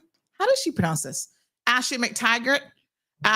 You're there at with my friend Anthony at what a name of the Berkshire, whatever. You're there with my two very good friends, Anthony and Paula. Big shout out to Anthony Lawson and Paula McCarthy. You work with them. They can tell you the kind of person that I am. I'm the kind of person that, yes, you fuck around, you can surely find out, in case you didn't know. That just goes to show me you don't know too much about your own Caymanian people, honey chill. Yeah, I'm one of them people down from connected to the people from the East. I'm a Georgetowner and a West Bayer and a North Sider and mix up all in between. So get to know your people, not just the white ones, okay? You can call me if you want. You need a black friend? You need a black Caymanian friend? I'll be your black Caymanian friend. Mm-hmm. We can sit down and eat green mangoes. But you got to bring your own now, you know, because I don't like nobody. I don't really share my green mangoes like that. Only Melanie get to be stealing my green mangoes. I got some guineps in the kitchen. You want some guineps? What else we got going on around here? You need to find your Caymanianism again. Of course she's Kim. Which one? This one is Caymanian. Yeah. But a little bit whitewashed Caymanian, so you know some of them not got a clue. Ay. What a mess. Hot mess. Soka says, I don't watch cricket either. One game lasts a whole week. I know, it's too much for me. I want to do a big shout out to our Caymanians who are overseas at the island games. I'm going to be posting some of them today. So Carolyn or Catherine or whatever the fuck your name is, when you see those posts where we're applauding Caymanians doing amazing things, can you please like that post? Because the gymnastics team is doing great. I think the swimmers are doing great. We got kids doing, what was the other thing? Tennis or something. They've been doing an amazing job. So we're going to post them up a little bit later on today. Talalin, whatever the hell your name is. Let's just call you Ashley because I don't know what kind of fucking first name that is. Likewise, when we post all of these amazing, you talk about we not got nothing important to post. We got plenty important to post and we post it every single day. So when we post the important stuff, can you make sure that you show up for those comments or those posts and those stories and you like those too? Because you and your Johnny come lately attitude not gonna fly with me. Okay. Mm-hmm. All right, beautiful people. I'm not doing no gambling. That's a waste of money. I'm telling you. I'd rather put my money under Zeus's mattress. Y'all have a good weekend. Please be safe on these streets. Don't have me coming here on Monday having to report about no car accidents, please and thank you. I mean, there'll be car accidents because y'all can't stop that bad driving. But please, I am encouraging you to, drive safer.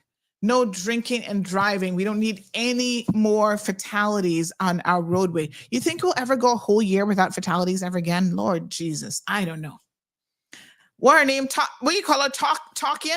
And Catherine got a good dose of Sanders' FOFO Friday. Lord Jesus. So that means that on Monday is when I'll have to pick up the conversation about Poinciana Point because I'm not done with them, Oh no. They're not getting away too easy. So circle back on Monday and we're going to talk about that. In the meantime, lots happening behind the scenes in terms of CMR TV. If you want your own show, let me put this shameless plug out there. We got lots of space left in the lineup. If you want your own show, you got to be serious now. And you're going to be producing your own show. You either have to go out there and find a producer, find a videographer. You have to do it. But if you have a show concept and you would like to be on CMR TV and CMR Radio, this is your opportunity now to link me. Message me. All of you have my direct number, 324-1612. Just let me know. It is going to be an amazing platform. I'm telling y'all, you're going to love it. I'm actually recording some shows for Court Matters. This is going to be a show with Wendy Ledger and myself. So we're having a lot of fun with that. In fact, I'm going to put up one of our pictures here today. Let me see if I have any saved yet. We did a fun little, what do you call it now? A fun little photo shoot. So we're going to be putting up some of the promo pictures for that. You got Elizabeth doing an art show. Sabrina's already doing her daily show on CMR TV. So lots and lots of stuff going on. Don't forget to join her for her wind down Fridays at 5:00. So we pump y'all up and then she can try and calm you down, wind you right back down. Big shout out to the under 19 Cayman young men who went overseas and represented Cayman well, very diverse group. And they I think they won bronze. So they did well. So good for them. And no long holiday weekend. Oh, darn. Are we out of them already? Sure. Got me vexed. I need a vacation, which is coming up the end of the month. Who is this Eldon guy? I always enjoy his contributions. Is he single? Lord Jesus, y'all need that after show, that matchmaking after hours show. Oh, y'all find the hearts for him. Somebody said this morning, he is my CMR boyfriend because she loves it when he talks. Lord Jesus, y'all so funny. All right, be good or be good at it. One at the two. Honey Shell. All right, that's all I got for you. Karens, don't fuck around because you can find out. All right? Until Monday, have yourselves a beautiful, fantastical, amazing, I didn't say fantastical, I said fantastical weekend, and we will catch up again on Monday morning, where we'll talk more about Poinciana Point. There's a guy there sexually harassing women. I need that to stop, on a serious note. All right, until then, goodbye. Thank you for tuning in to another episode of The Cold Hard Truth on Bobo 89.1 FM. Cayman's #1 talk show is live weekdays from 7:30 a.m. Never miss an episode again. Watch anytime on CMR's Facebook and YouTube channels for the latest show episodes. Don't forget to follow us online on our social media channels and visit CaymanMarlRoad.com for all the latest news and community happenings.